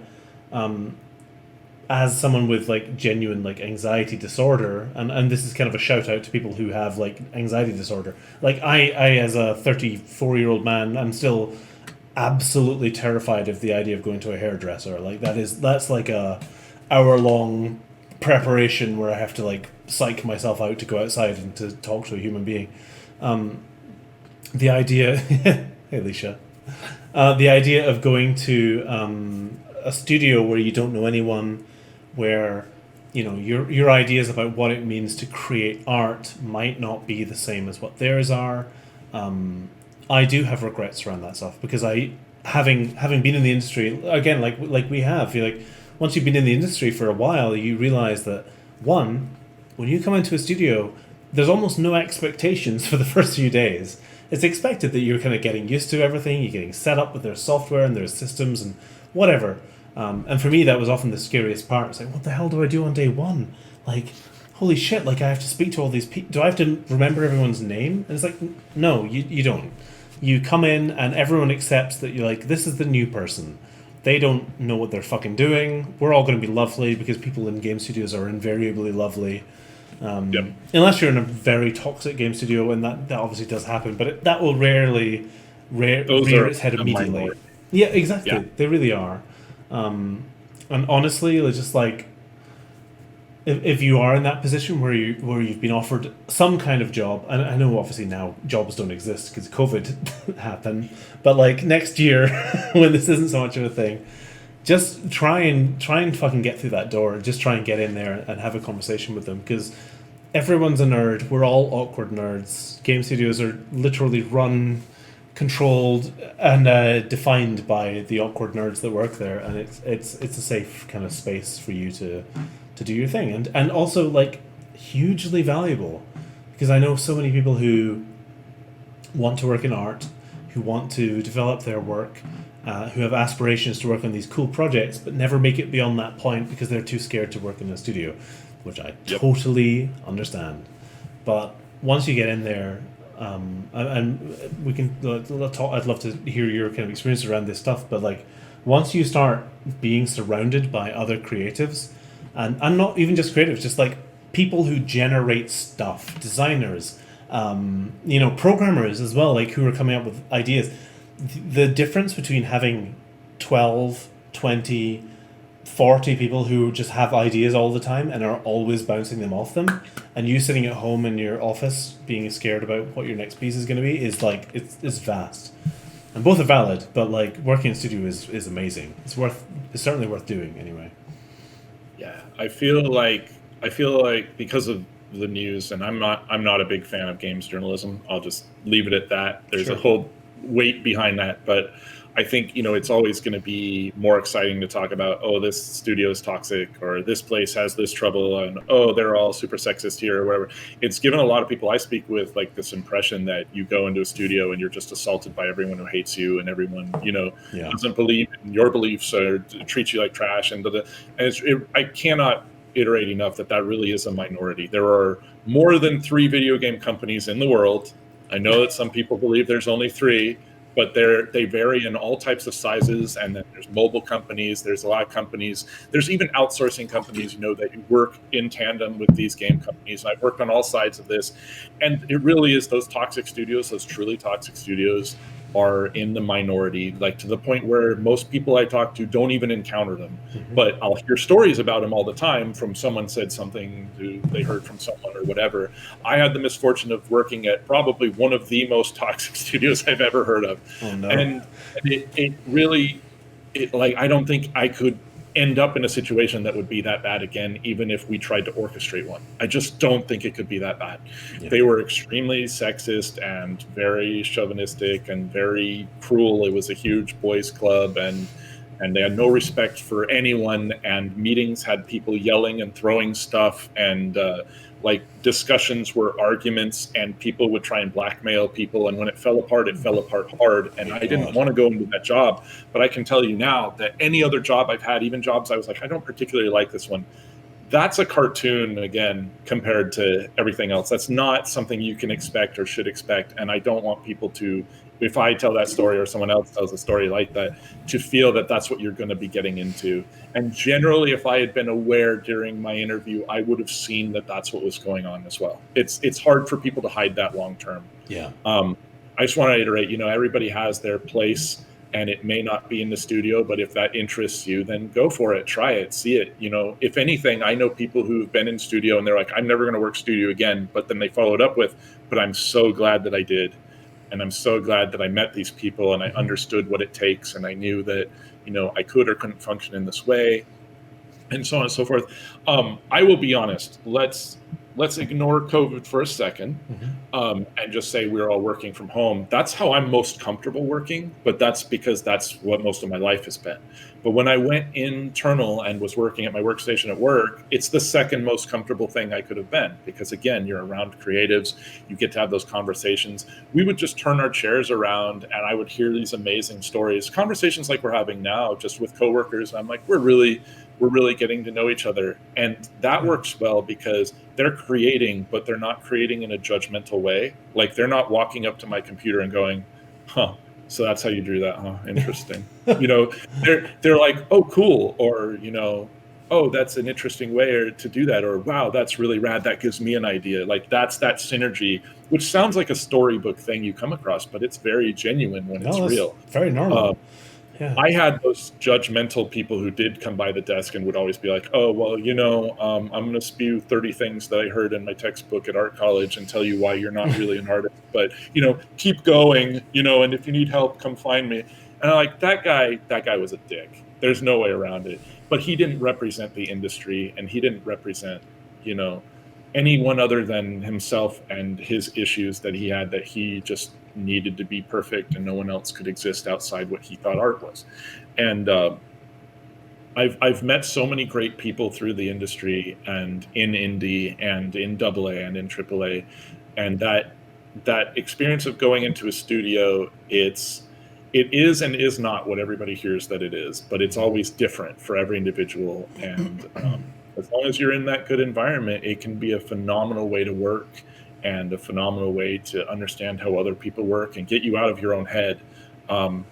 I don't have a diagnosed anxiety issue like yourself, but I do get anxiety regardless, and I'm very self-conscious, and I have to deal with that constantly. So when I was in there, it took me a while to get used to like the idea that I'm not on people's minds when I'm there, that I'm really not that important and it doesn't really matter and everything's cool and no one's out to get me. Yeah. And then once I calmed down, you know what I mean, and the hackles were lowered, I basically was able to comfortably work with a team that is a team, and it's been a phenomenal experience since. And that's why we were able to transfer to work from home so easily for myself and is because the communication is there and the respect is there, and we still try and share creativity, and you can run your work past someone and know that they're going to look through and tell you what they think and not just like cut you down to make themselves feel better. Because a lot of that pettiness it's rare, and you hear those stories more than you hear the positive ones, because the positive ones, it's just like any kind of news. They're not as interesting to the average person. They're like, oh, I want to hear the garbage. I want to tell me the tea, spill the tea. And I'm like, dude, no, I want to tell you about the good experiences so you can look forward to this crap when you work hard and you get the benefit of being able to be around these environments or hopefully contribute your great ideas to this. It's not all, cake and birthday parties every day, but it can be good, and it can make you a better person overall to have those experiences. Yeah, 100%. I think it's very valuable for people who are wanting to be artists or wanting to work in the industry or whatever the heck they want to do, to hear that, it's not necessarily what you expect. Like, I worked at Blazing Griffin for 5 years, which is an indie studio in Scotland, and for the last 3 years of that, it was the best time of my life. Literally the best time of my life. I got to hang around with 15 of my best friends every day. I got to work on projects that, even if we didn't really care about that much, I still got to be there with my friends. I got to sit beside my art director, who I hired. Like, a dude who, like, was 20 years older than me, but who loved Magic the Gathering. And we got to sit beside each other, and, like, we had a little table between us where we'd play Magic during the day, because fuck it, why not? Like, there's so much stuff about working in games, or working, I assume, like, working in any company, that you just don't know if you've never done it before, and your vision of working in video games might be vastly different to what the reality actually is. And again, that's kind of why I kind of constantly reiterate, like, just take the plunge, do the thing. If you want to try and work in a studio, try and work in a studio. Give it a bash, see how it goes, because it can be so different depending on where you are. If you don't want to, don't let people pressure you into thinking 100%. that's the option to do. Like, Yeah. you know, it's kind of like when people say, I want to do art, and somebody says, like, well, you got to go into video games. It's like, no, you don't. You can do art for almost anything nowadays. Like, people do art exclusively for movie, you know, previs and stuff like that. It really depends on who you are. We had a UI guy that I worked with at Red 5 that did the UI for all the new Star Wars movies and stuff like that. You never know who you're going to meet. Yeah. And networking, I think if I can talk about networking for a quick moment, please. People will say, you know, network. Networking, in my opinion, is not intended to be gather as many Pokemon as you can and use them for their contacts. Networking is a actual natural process of meeting, understanding, and having a meeting of the minds between people so that you make a connection, a real connection, like you and I right now, Paul, where you become nice friends, great friends. Yes. And you create genuine relationships with these people. Like you're talking about, you know, your art director you hang around that you hired.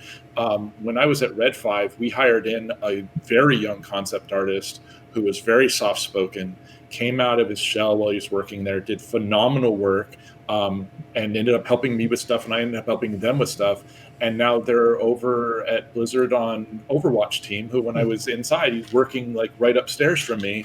And I'm like, I saw this dude's career start, and I was telling him, you're going to go places. And then he ended up on the job exactly what he wanted, you know, and he's made base designs and all types of stuff that people are playing on one of the more popular games in the entire world. Yeah. And that was a quick, fast career because he was a good person, a talented person, and a kind person. And we have, you know, that's networking, where we know each other now and we can recommend each other and we can help each other, all because of that natural, fluid, you know, relationship that comes out of just meeting people you work with or people who they know, and so on and so forth. I've met a ton of people who I talk to and know now that it's just a bunch of opportunities for each other, but you're not using each other for opportunities. It's a natural progression of these relationships you make when you're working in a studio or an indie studio. And you can have those when you freelance too. It's just sometimes I see people that are like, make a good portfolio, network. And so that person goes to events, joins Discords or whatever they do. And all they're really doing is trying to get names and numbers that they can throw out or name drop or whatever it is. And they give nothing back. It's supposed to be a two-way street or a handshake. That's what networking really is, where it's genuine interaction. And that's why I think Twitch is really good. That's why I think a lot of like the way a lot of artists like yourself and what people are doing now is really a positive motion to be like, there is no hierarchy. There is no like, oh, us professionals and then you people who haven't made it yet. It's we're all people. We're all kind of the same on different parts of that journey. And we can all still learn and help each other. And that's more what networking is. It's not an ego trip, and it's not a collecting Pokemon to bring out of their ball when it's convenient for you. We're all people. We're all real human beings. If there's any AI present, you count too. It's just genuinely, you know, relationships. And that's what I think networking is intended to be, the spirit of it. Yeah. And I run into too many people who are like, oh, I went networking and I just got all these names and numbers and I don't know who they are, but I'll be able to use them to get myself an opportunity. And I'm kind of like, that's kind of broke. I know you won't either, because those people didn't have a relationship with you. You know, exactly. You can give. They'll be like, who? Yeah, you can give like 50 people your fucking business card and never have a conversation with them, and they'll be like, at the end of the event, they throw that away because it's a waste of time. Whereas if you go to an event and you're at the bar or you're sitting down at the table or whatever it is, and you have a conversation with someone, and you actually treat them like a fucking human being, would you believe it? Yep. You know, you literally like, hey, I'm trying to be a concept artist. I've done this stuff. You know, what do you do? And you sit down and you make friends with them. I feel like the term networking is just wrong ultimately. Yeah. Like all of the jobs I've ever got through networking, and there are many jobs I've got through friends. In fact, most of my jobs I've got through friends have been through me trying to talk to people and be myself. Like, and it's something I try really, really hard to do on this channel as well, is to like not do the thing that certain events do. There are some events, some are events I've been to myself a few times where the professionals are placed on a pedestal, and the scrubs are down below, and like this just sucks. It doesn't make any sense. Like, hey, I've drawn for some companies for a few more years than you have drawn for some companies. That's all that defines us. Like, it feels like someone somewhere one day was like, I've worked really hard and now I'm going to justify it by telling everyone I'm better than them because of the work I did, and that's the end. And then everybody's like, yeah, feels good, I'll do that too, I've made it, now I'm a pro. And then the question is like, when do you call yourself a pro? Is it when you first had something published? Is it when you're good enough? Is it whatever? It's this loose idea anyways. And if it's somebody who makes money off what they do, then you can have a 12-year-old who sold their first commission and they are a pro now. Like, I think that separation hurts more than it helps. I think it helps in a situation where you're like, I'm trying to get in the industry, I'm looking for a professional within that industry, I would like to speak with them as a person, not just network. And I think that helps, but that separation is kind of gross. I have a few minor anecdotes in regards to that if you want to hear them. well, I was going to say we're 2 hours in. It might be time for another break because I need to pee again because I have a tiny baby bladder. But let's take another quick break, and then I'd love to hear some anecdotes about that. That'd be really interesting. Certainly. So I hope you're all having fun. We'll be back in a few minutes. Be safe, be well, be beautiful. Goodbye. I don't know how to talk to people.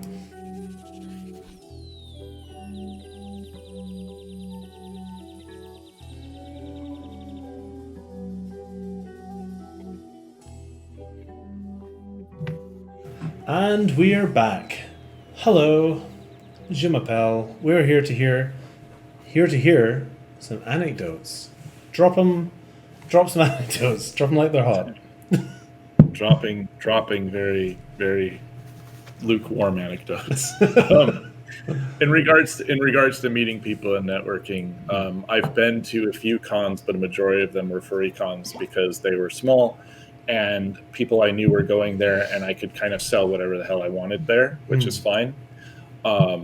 So I used to go to a specific furry con on the East Coast in these United States, and what would happen is some of the people that I was rolling with at the time were kind of awful people. So they would get known for their art, and then they would take money and interact with people as little as possible at the table, and then go back to a hotel room and talk about how, like, oh, you know, can you believe these people who think they're good artists coming up and asking me questions like they'll ever get to where I am, and all this kind of weird, awful stuff. Yeah.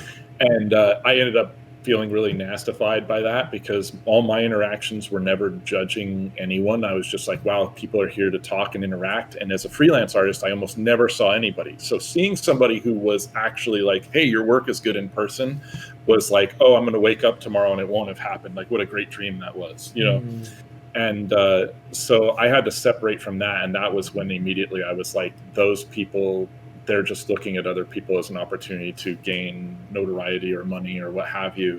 And I realized a lot of times when people were talking about networking, that was kind of what they meant, just not as severely, you know, super villain-esque as that.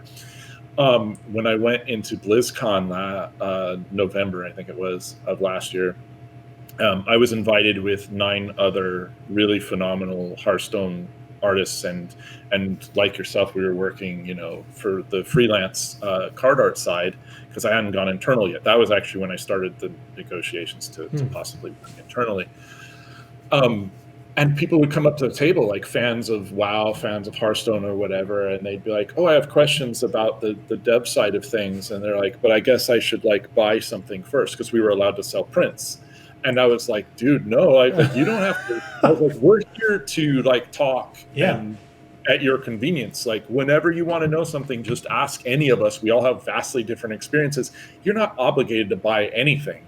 And people were like surprised by that. And I really want to normalize the idea that networking isn't you go to an event and make an appointment and whatever. It's just that people are willing to share the information. They're not gatekeeping anything. It's opportunities for people who deserve and earn them, as opposed to people who are in the right spot at the right time only. You know what I mean? I was talking about stuff just like I'm talking to you here. And what's funny is many years ago, I was told by other people who found themselves to be in important positions in the video game industry that like, "Oh, never be casual like that with people," or, never say this or that, never talk, low key with people like they're your friends, or they won't respect you, or, they'll think less of the position. And I'm like, what a horrible way to live that must be. What the fuck? I can't imagine what that is. Yeah. The way I'm talking to you right now is the way I talk at work. Yeah. It's the way I've talked to CEOs of companies, and it's the way I talk to people that I meet at conventions or anyone on the street. I talk like a person to people as if they're people. Yeah. And that's kind of like what I think of when I think of networking. And I've had a lot of positive interactions in that way. And then I've had interactions with heads of companies and stuff when we're pushing product or whatever. And they're like, "How did you get that to go so well? Like, what was your trick?" And I'm like, "Oh, I was honest and I said what I thought, and I was respectful in the way that I normally am, because I'm a human being and so are they." And they're like, "Never thought of doing that." Like unironically saying like I've always done the corporate speak thing. And I'm like, yeah, there's avenues where that works, but I don't want to be in those rooms. You know what I mean? There goes my foot. I don't want to be in those rooms. I really can't stand those conversations where you're supposed to be like a stiff, fake cardboard person, and you're like, "Oh yes, absolutely, the projection of blah blah blah." It's like, no, dude, we're doing great. Business is great. Here's why these key individuals were responsible for it. I'd really like to highlight their work now, and I think they all deserve raises. That's my meeting. Yeah, fuck yeah. Yeah. The irony of all of this stuff as well is that it's always the games that are the most personal or have the most personal outreach. Like, look at Fall Guys. Look at, like, Among Us. Look at the games that are blowing up like crazy right now. Yeah. The reason they're doing so well, I mean, they're good games, but, like, the reason they resonate with people is because they have very natural approaches to marketing. They have very natural approaches to speaking to the customers about their product, about what they want, listening to people, all the stuff that is, unfortunately, it's not alien to AAA studios, that's not fair to say, but it's certainly a step removed, because certainly when I've worked in those studios, you read those comments, it's the conversation isn't what we're having here. The conversation is, you ask me, "Hey, so I really like what you guys did with blah set," let's say it's Magic the Gathering, when's the next blah? And instead of me just being like, "Oh my god, thank you so much, like, yeah, we had so much fun on that. There was some stuff that didn't really work super well, but like I genuinely enjoyed this side of it." The conversation turns into, okay, so what am I allowed to say here? Let me just check in with PR here. I'm going to check in with marketing and make sure that what I say is appropriate to the Activision, to the blah blah blah, whoever's publishing this brand. It's a whole thing. It's very difficult to navigate, and it's very unnatural. It's very unhuman. I mean, obviously, we've got to allow for the idea that we're talking about reasonable people and not someone who's going to fly off the handle and suddenly like launch a political tirade in the middle of a convention that's about how do you draw a stick figure. Like, that's probably inappropriate. Yeah. But within reason, as long as they're not going to go in and like be like, "Oh yeah, I hate the company I work for, and here's where I make my stand," or whatever. You know what I mean? I think most employees who you put in that position can be trusted to just talk like a person and be honest. You know what you're not allowed to talk about. I can't talk about stuff under NDA. I can't tell you what the next 3 sets are going to be or whatever's going on in Hearthstone, and I'm not interested in that. But I will talk about what I can, and I will be as honest and candid about it as I can. And I think that that's getting promoted a lot more, and I love seeing that.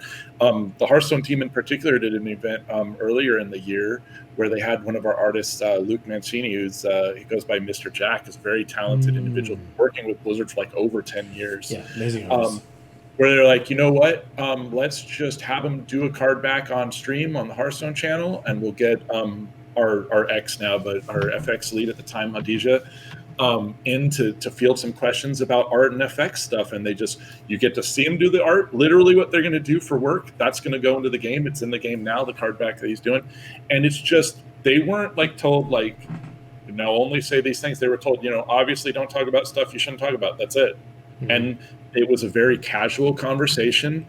People allowed to ask questions, and it ends up sounding a lot like this, just with fielded questions. And it's a huge success because you've got literally the people doing the thing with no screen between anyone else and them. It's just 2 people talking. You want to know something, you ask it, you find out. And that level of transparency isn't allowed by most places, but when it is, it's a beautiful thing because I wrote into Nintendo Power as a kid, right? Yes. And I was like, I need to know how to get past this boss and Blaster Master. And by the time the letter gets back to me, I've already figured it out, but I'm like, oh, I got a letter. And then at one point I asked, like, what's it like being like a game counselor?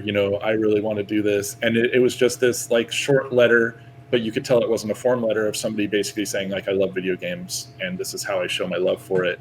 And that I still remember because it inspired me, and it was a real communication. It wasn't a form letter. It wasn't them going, buy Nintendo products. Even though Nintendo Power and game counselors were there to sell Nintendo products, but it was still had the heart in it. And I still remember that letter. And I'm like, that letter is better than half the communication I've had with company people because it's so jaded or it's so, impersonal.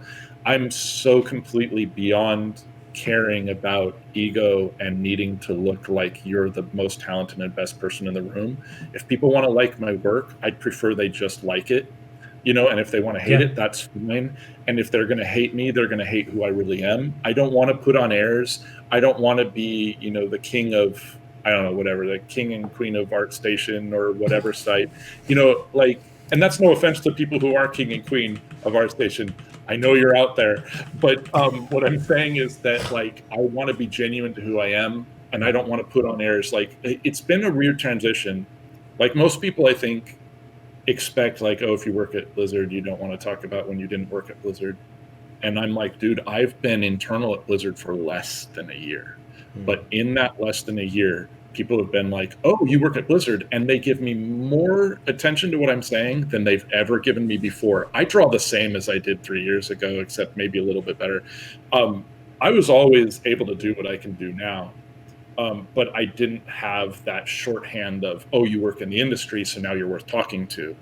And I'm kind of like of the mind, like all these people are worth talking to. People in, outside, people who are starting art.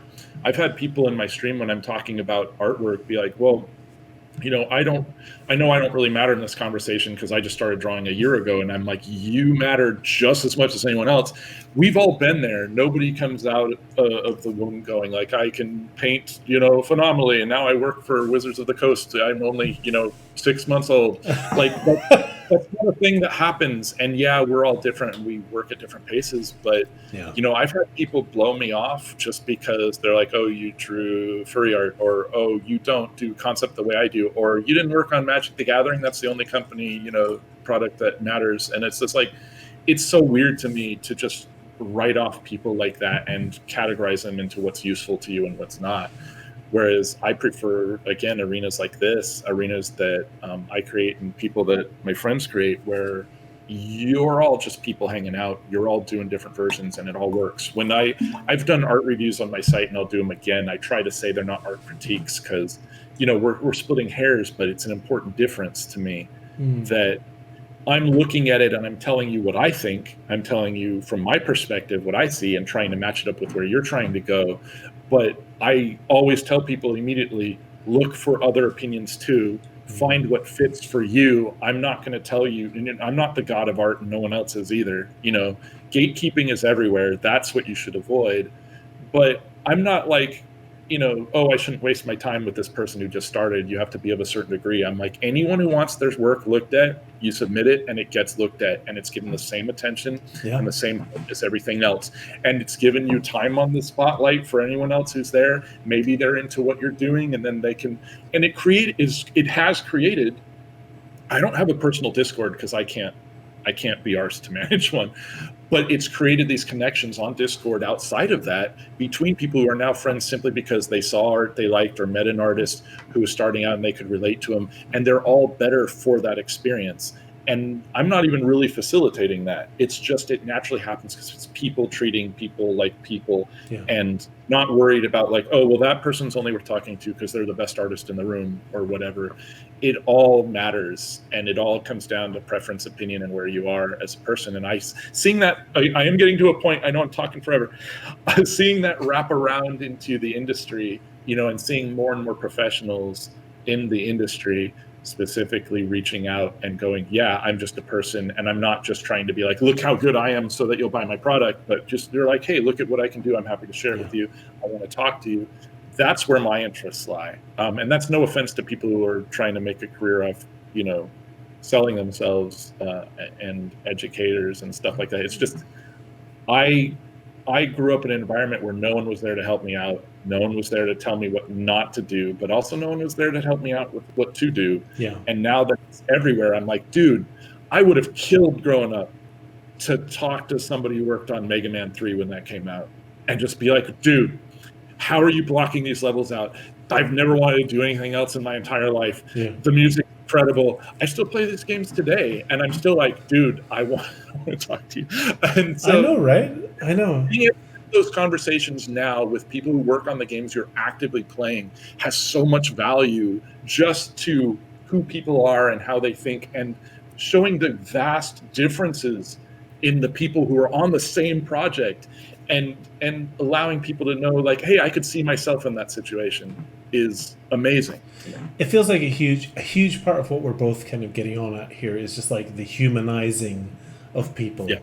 And like, yeah, I have the same experience. Like I talked about that art director I sat beside before. Like he worked on Desert Strike and Jungle Strike for the fucking Mega Drive or Genesis or whatever people want to call it. Or he worked on like Realms of the Haunting and he worked on the original Tomb Raider. He's one of the 6 people who made the original Tomb Raider. And like, I remember the first time we had him in for an interview because I was like, I want to bring an art director. I want to learn from someone because I've been art directing indie games for like 5 years, but I want to bring on someone who's like experienced and like knows his shit or knows her shit or knows their shit. Like I just want to bring on someone who has like a bunch of experience so I can actually learn from them. And like bringing on someone like that who I could talk to and humanize and be like, you worked on fucking Realms of the Haunting in the 90s? Holy shit. Yeah. Well, tell me about FMV games. How did you make that? Like that stuff is so valuable and so cool. One thing I want to say very quickly to the chat, we're getting to the point where it'd be very good to have some questions. If people do have questions, we'll do a wee question segment in a minute, or in a few minutes, sorry, because I still have a million things I want to talk about. But I did create a new chat channel called, I've already lost it, called Questions under the general banner. So if you are on the Discord, go over to questions and put your questions in there and we'll read them out in like 15 minutes or so. If you're not on the Discord already, don't worry about it. Check out the About page. It's down there somewhere. It has a link. Join up. It's a really, really, really lovely community. Loads of wonderful artists. We have a very, very chill kind of friendly community. It's a good place to share your work. It's a good place to get feedback. It's a good place to post memes. I don't fucking know. It's 2020. What year is this? Is this 2020? Who cares? Join the Discord, post up your questions, and we'll read them out in like 15-20 minutes. Anyway, back to the chat. Yeah, I've enjoyed this so much. There were a couple things I noticed in chat that I did want to bring up. Sam Santala, who is a wonderful, wonderful artist. Sam was previously lead concept at Rare. Had mentioned something, and I wanted to pluck it out because we were talking about big studios and culture, and now I can't bloody find it because Twitch is hard to navigate. Give me a second here. Yeah, Sam said Rare has done well because I think they have such a genuine approach to their games, and like I was curious about this, and I'm happy to pluck this out because one of my best friends works at Rare. I know a few people at Rare, and I feel like they're one of the few AAA Microsoft level studios that is able to maintain that kind of indie vibe again through stuff like Sea of Thieves. And their current projects, and it's interesting to see. This isn't a question. This is just an observation, and I wanted to say that it is cool when you see a studio like that who manages to maintain their culture. I feel like Blizzard is actually like a good example of that. Like I know a few artists at Blizzard, yourself included, who have all alluded to the culture being a strong aspect of the workplace.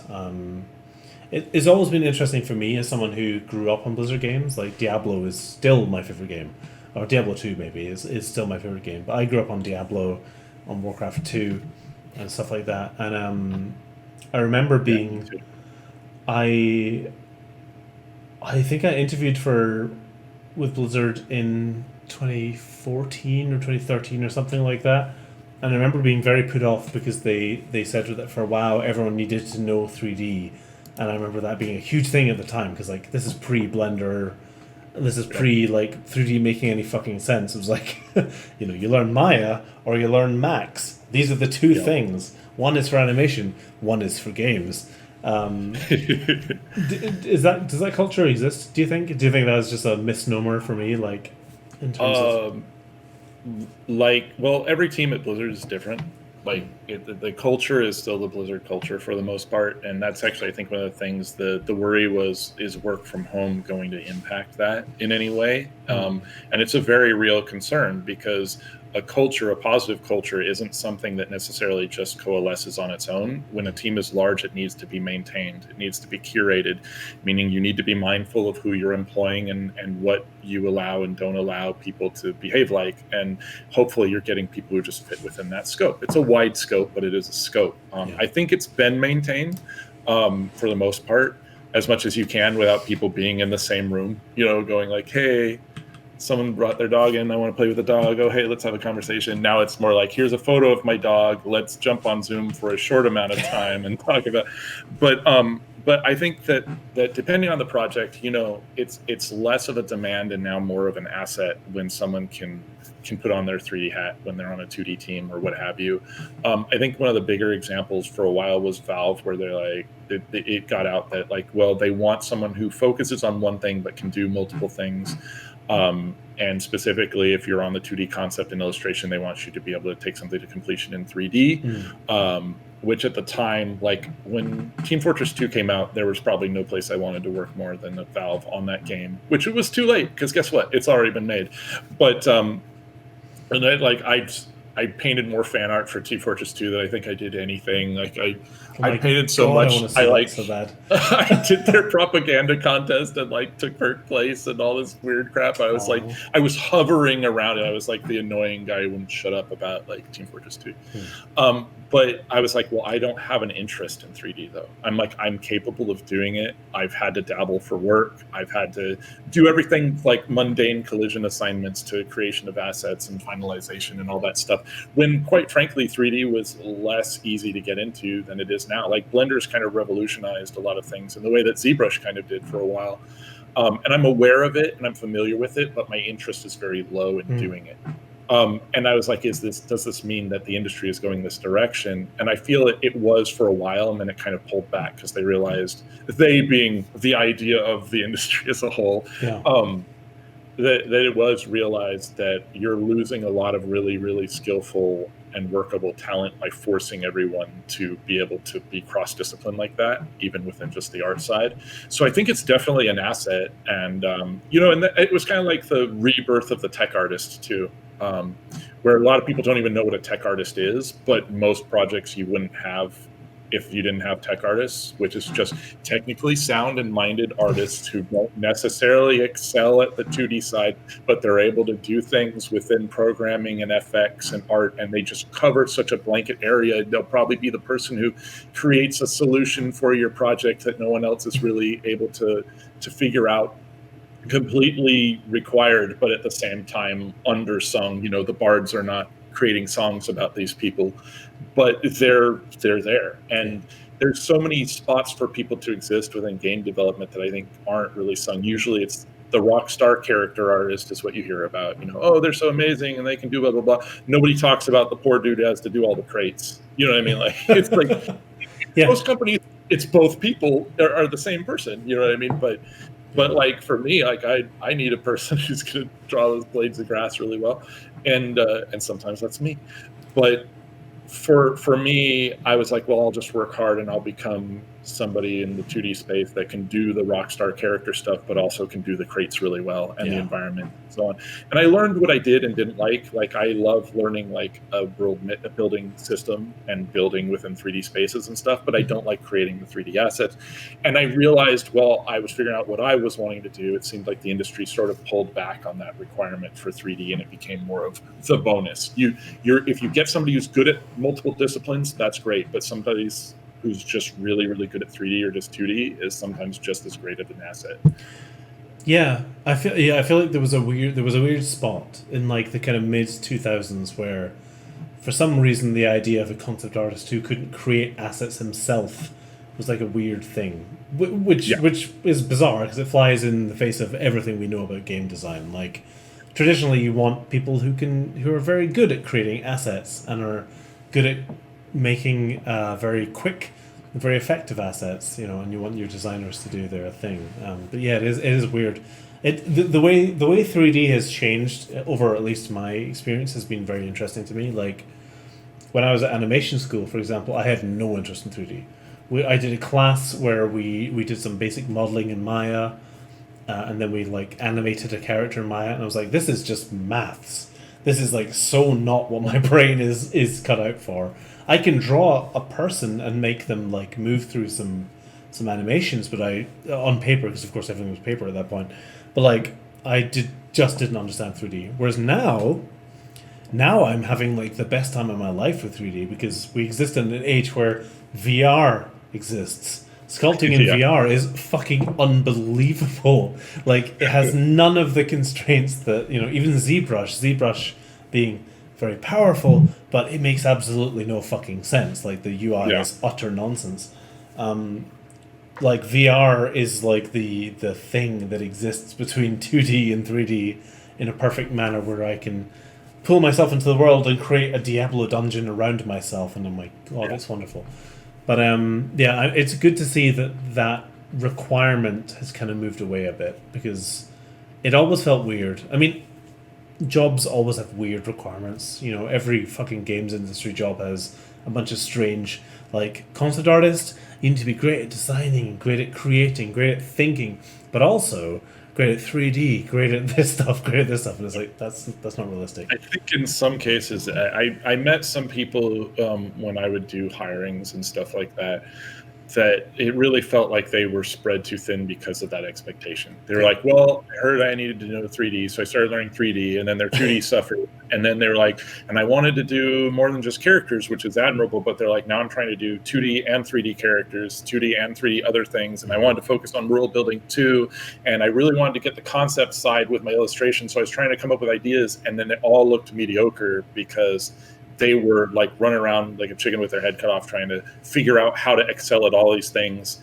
that they only really were interested in one thing, like one discipline, but they're being told you won't exist in this industry without, and that could have been me just as well too. Like, when I was told like, hey, this is what it's going, I could have gone into 3D, but I just don't want to do it. I don't enjoy it the same way. I can if I need to, but it would have just made me a worse artist at that point. And I'm really relieved that it's kind of like there's room for both of those things. Yeah, I feel like you are in the same sort of space as like a Dave Raposa as well, because he's always spoken about that kind of stuff. Like, you can rely on those tools, or you can find your own path, around them. And I have the interesting perspective of being someone who was never a great character artist. That's never been my thing. I pushed towards environment art and props. That was kind of my comfort zone. And then I was just forced into character art by my damn art director, Cynthia, who, like, for some mad reason was like, no, you shall do characters for Magic forever. And it's like, oh God, I have to get good at this now. But, yeah, I have to use 3D. 3D maquettes, all this kind of stuff has always helped me.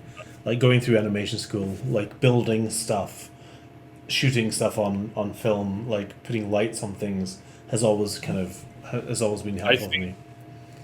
That what helps about doing that, though, is that you're transparent that you're doing it. Yeah, 100%. Yeah. Something that I found that's a weird kind of thing that started happening is people will use 3D or whatever as a base, and then they obscure it and don't talk about it, and then pretend like they didn't use it, and then people have this weird expectation of like, well, I'm supposed to do it. Like if somebody photo bashes, but then they never mention that they photo bashed, and people go, good painting, and they're like, thank you. Yes. And then, and it's like, well, it looks like there's photo in there, and they're like, haha, thanks. And it's like, wow, you're kind of lying by not mentioning it. That openness about the process does two things that I think are both positive. One, it tells people, hey, this is okay. You can do this.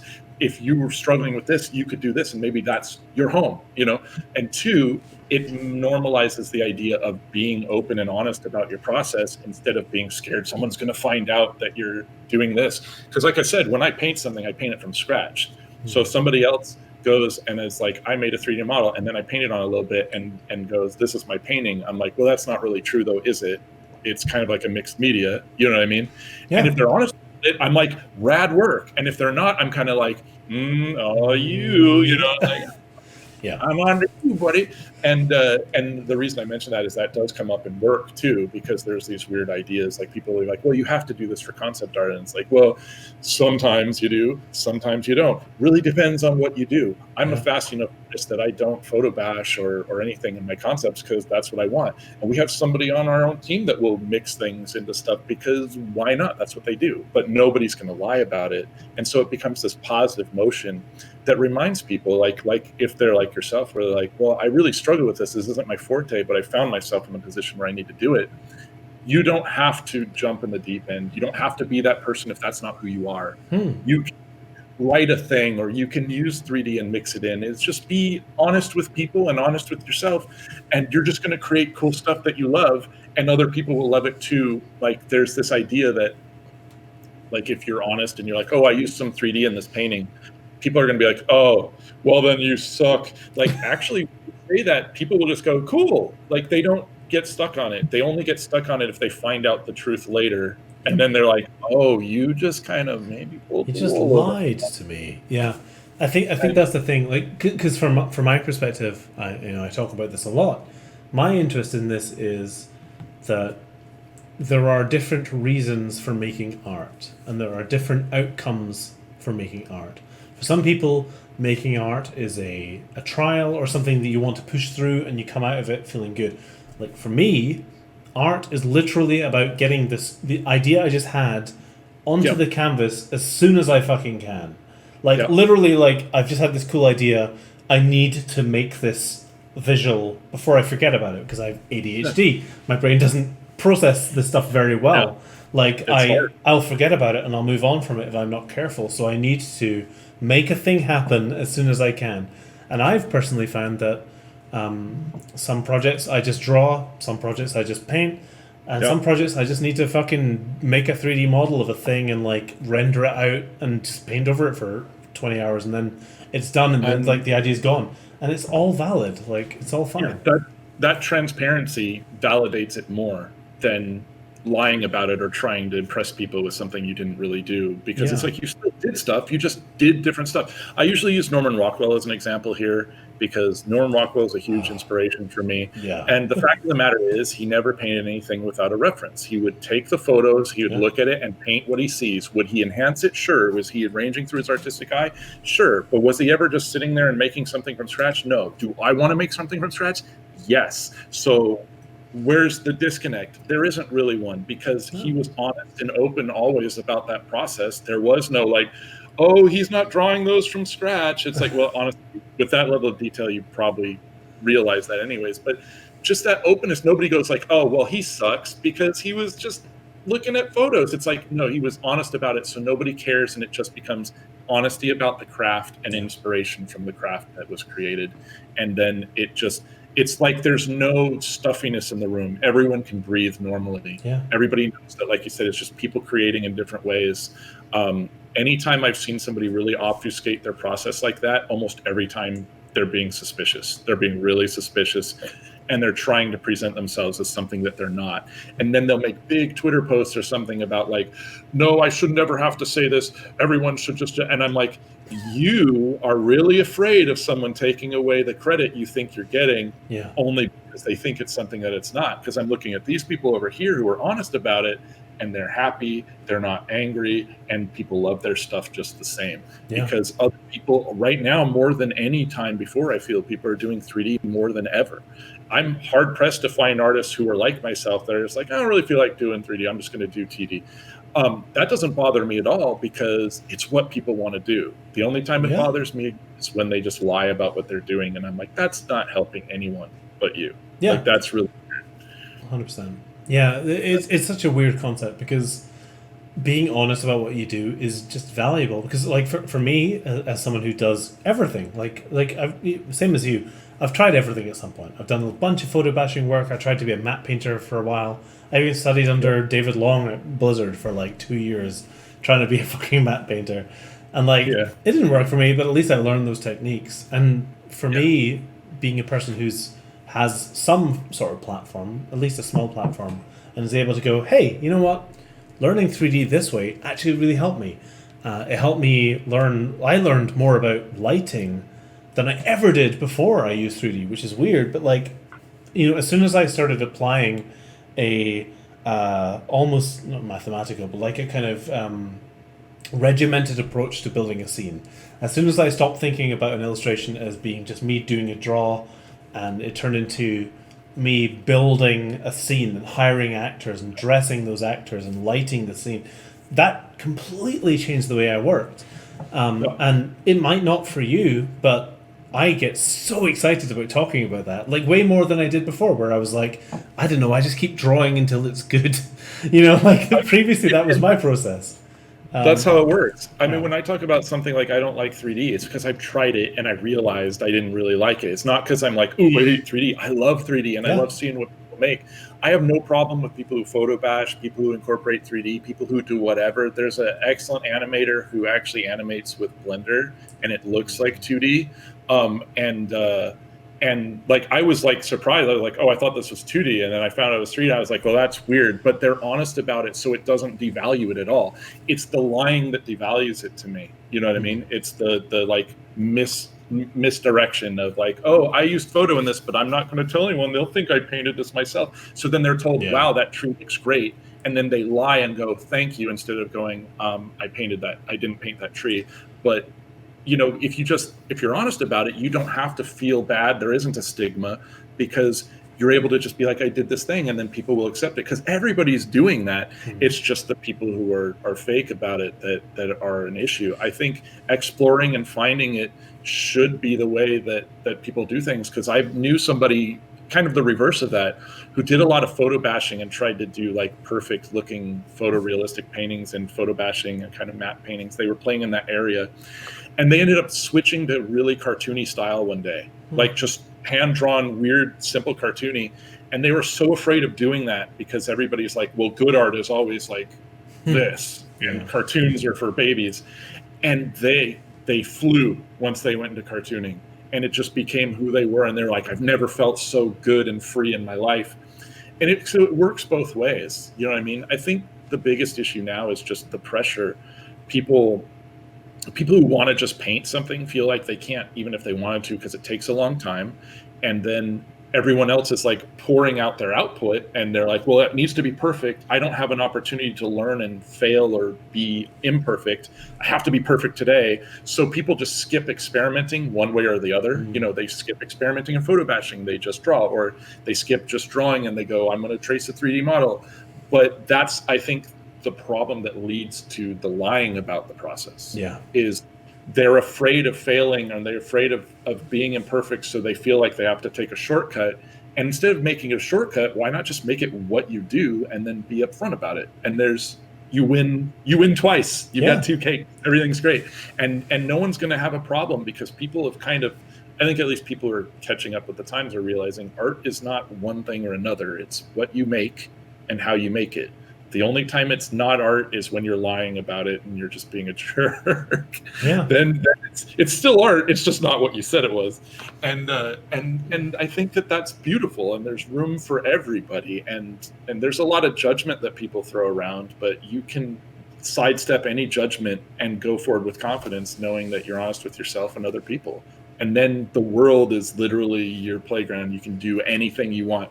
You can take photos of cardboard and mix them up with photos of yourself, and then paint on it a little bit, and then model a 3D thing, and then you've got an episode of Gumball. You know what I mean? Like, whatever you want. It's all valid, and it's all totally okay, and it's used in and out of the industry every day. Yeah. I think that last example is so good as well, because like the number of things you can do to help yourself with art are innumerable. You know, you're thinking about 3D, you're thinking about photo bashing, but there's so much more. Like playing video games, taking screenshots.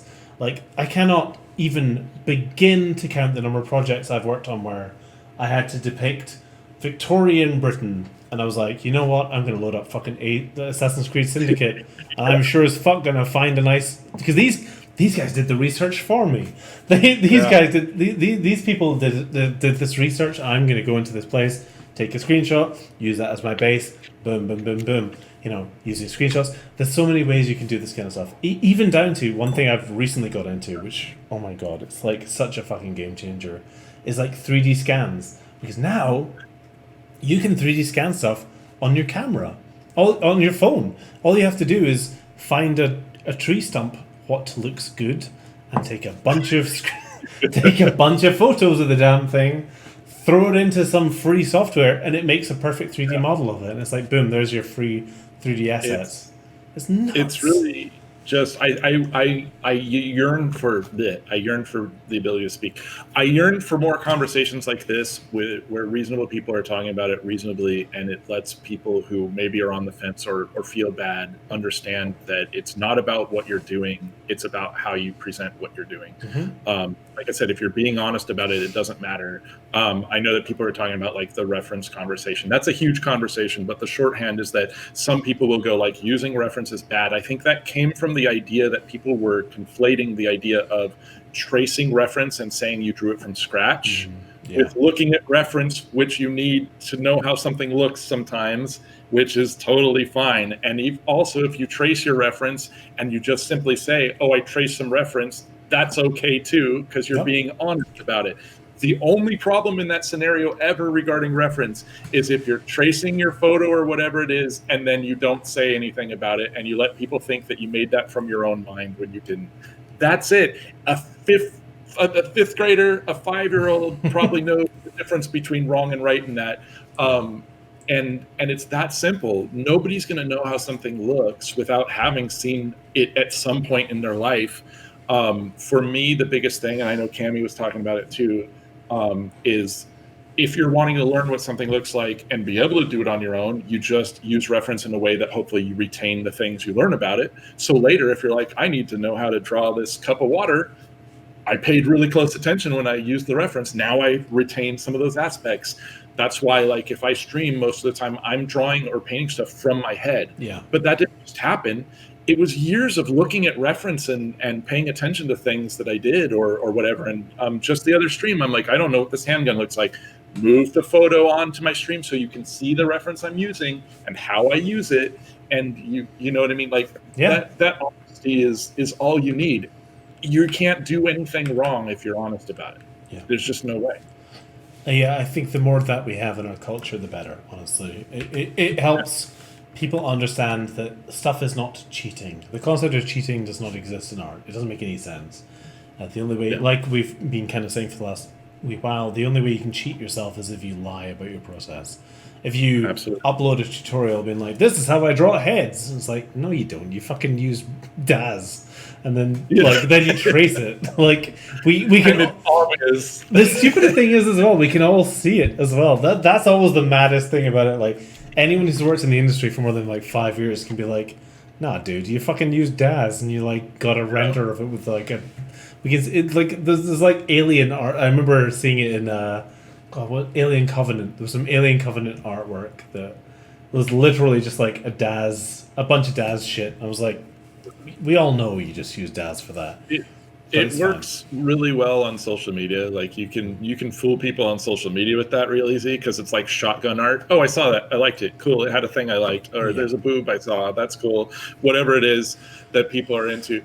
But I've seen people on there where it's like they're like, here's my painting. I spent a really long time on it, and people are like, wow, looks 3D or looks like photo, and you can see the ZBrush like in the hair, and you can see artifacts in the photo of the bridge in the background, and you can see all this. And they're telling everybody like, yeah, it was really hard. I did, and they're like, did you use it? And they're like, no, this is a painting from scratch. And I'm like, wow, I'm not even in your house, and I can smell the bull crap like coming out of the street, dude. Yeah. Well, like you said, people who know, and they're kind of beyond it. And a lot of the times, like I've had people I've interviewed for jobs before. Well, specifically one person who came in and they're like, yeah, I'm a painter. And I'm like, okay, cool. It looks like, you photo bash and you got this going on. And they're like, no, I painted all from scratch. And I'm like, draws an X through the name. I look at these things before you came in, and I'm like, well, what's this? And they're like, no, I painted that from scratch. And I'm like, very interesting. I'm giving them the opportunity to be honest because I don't really care. Yeah. I'm like, let's socially lubricate this conversation and be like, hey, well, it looks like it, and like we're really, we need people like that. And they're like, no. I'm like, okay, lies in interview. Yeah. Very often. Like it wasn't like maybe I was wrong. Like I checked with my AD and I checked with someone else. No, this guy is full of crap. And I'm like, well, if he's lying about that, what else is he lying about? You don't want to work with people who do that. So it may work on Twitter, but it's not going to work when it matters a lot of the times, and that's such a good example. That's such a fucking good example. Like, I think almost that is the lesson to take away from this is that like being honest about yourself, being honest about your process, being honest about your struggles. And I'm not saying you have to always say when if you've had a hard time, because we all have hard times. We all struggle with art sometimes. But like being able to say, I learned this stuff, and here's a painting I did. I did a bunch of stuff to make this happen. Like becoming confident with saying that kind of stuff is really, really valuable because it is hard. It's hard to put your work out there, especially when you've poured a lot of your time into it. Maybe worked on this thing for weeks. I don't know. It is hard to say. By the way, I used these techniques because you feel in your heart like, does this diminish it? And the thing that I think we both want to push upon you all, we're trying to push this vibe onto you, is that it doesn't matter. It really doesn't matter. Look at Jay's pushing right now. He's pushing it right into your hearts. It doesn't matter what you did to make the art that you made. Just be honest about it and talk about it and express yourself. Because the more we talk about this kind of stuff, the more we talk about our problems, our struggles, the more we normalize the fact that art, by the way, is a fucking stupid job. Drawing goblins all day is really stupid. And it's hard sometimes to draw goblins. And that's fine. Like it's okay for it to be hard to draw goblins sometimes. Yeah, and how you overcome those difficulties. It's up to you what your toolkit is, and free yourself from worry and doubt by just being honest and know that everything after that, even your frustrating, difficult struggles, are always easier because you don't have to go to sleep at night wondering if someone's going to find you out. Yeah, You just go to sleep going, I did the thing I did, and I'm proud of it, and hopefully people liked it. You know what I mean? 100%. If they didn't, well, at least you did, and that's actually way more important than people lead you to believe. 100%.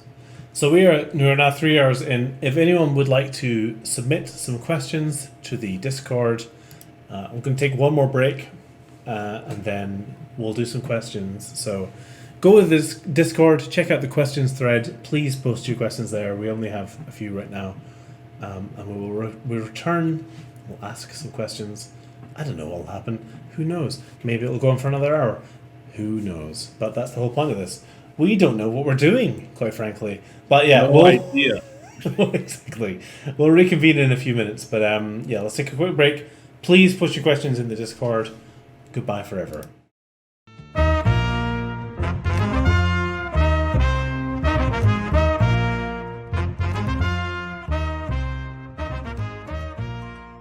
Anyway, let's read some questions. Let's do some questions from the stream. Good to see everyone. First of all, first question. Once again, if you do want to submit some questions, which I highly recommend, do put them in the Discord. Otherwise, I will not read them. The Discord, of course, being the Nice Friend Club, the only club on the internet. There is a question thread now. Please put your questions in. Even if you asked a question 2 hours ago, whack it in the old thread, okay? And I'll read it out to this lovely creature, Jay. So the first question, Wright asks, what was your first art job? Like job, or like first thing I ever got paid for? Art job, yeah. Like art job. Well, the first thing I ever got paid for art wise was a Sonic the Hedgehog fan character for somebody who unfortunately ended up being a terrible person years later. But that art commission for them put me into the Sonic fandom when I was a little kid, and I started making a whole lot of money doing Sonic fan characters for people. That's why when people are like joking about making a Sonic OC, I'm like, oh, I've got it unlocked. I've done it for years. And as far as like my first contract job, it was actually for a tabletop RPG that never came to fruition. So that was like a long term. It paid well, but it just never got released. And then my first like job would be for Archie Comics Sonic the Hedgehog as a penciler. It paid very, very low. And I actually had them increase my pay rate while I was there. Nice. And that was my first official, like, working with a company job that actually got published and printed and stuff like that. And that was way back in like 2001 or 2002 or something like that. Good answer. Love it. Lynn Larson asks, could submitting to the Hearthstone contest lead to occasional jobs doing cards? There is a concept lost right now. That's not my decision to make, and you're asking me to answer about my pay grade, so I'm just going to drop the bomb and disappear. I can give you some information. I can tell you that anytime you're doing Hearthstone art and you're trying to make it known, you're putting yourself on a radar to some degree. I have worked closely with the outsourcing team before, as I used to do outsourcing as well. And a lot of times people rotate in and people rotate out. So oftentimes we're looking for, and we being them in this case, the outsourcing team is looking for fresh blood, as it were. Sometimes you'll need to test to do it. Could the Hearthstone art contest count as something that would do that? Certainly, I would say so. Will entering the Hearthstone art contest put your work in front of the eyes of some of the people who make those decisions? Yes, they will. So could it lead to it? I would say, Magic 8 Ball sources point to yes, but I cannot confirm officially, nor would I, that this would be something that would happen. That was an extremely good answer. I will tell you that it can happen. Yeah. And, if it fits like really well or something, it's also, depending on how, what your output looks like and whatnot, it's probably more possible than not possible. Yeah, we talk about this with Magic a lot. People often ask, like, should I do Magic art for my portfolio? And the answer is invariably, maybe, like, doing stuff that's in the wheelhouse of the thing you want to do is always a good idea.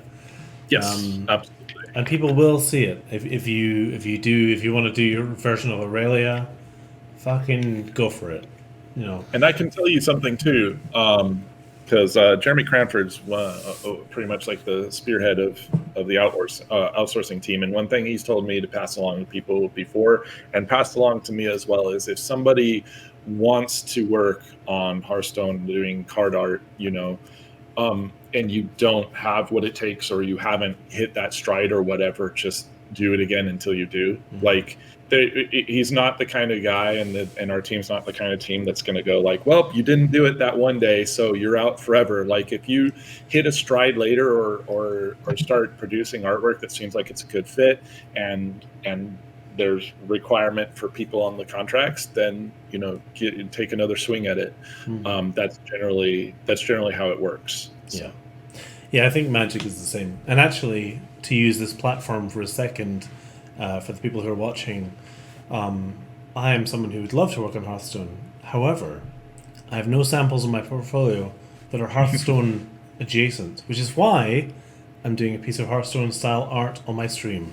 And I think it's worth talking about that very briefly, because no matter how many things you've worked on, no matter how much experience you have, for an art director to look at your portfolio, often the most valuable thing is for them to see immediately that you understand the thing, what you're applying to do.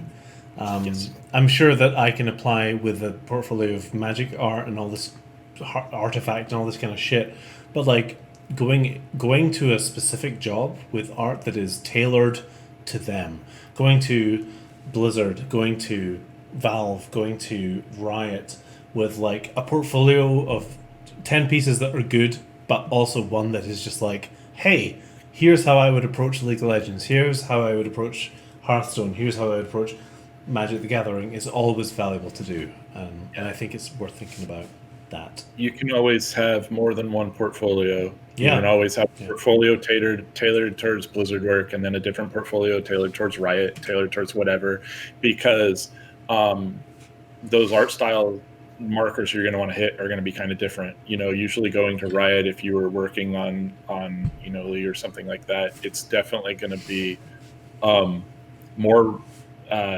digital refinement and stuff like that, whereas on Hearthstone it's trying to be more colorful, playful, painty, and in a very Blizzard-esque style, almost more Blizzard style than most Blizzard style things are. Is the most Blizzard style.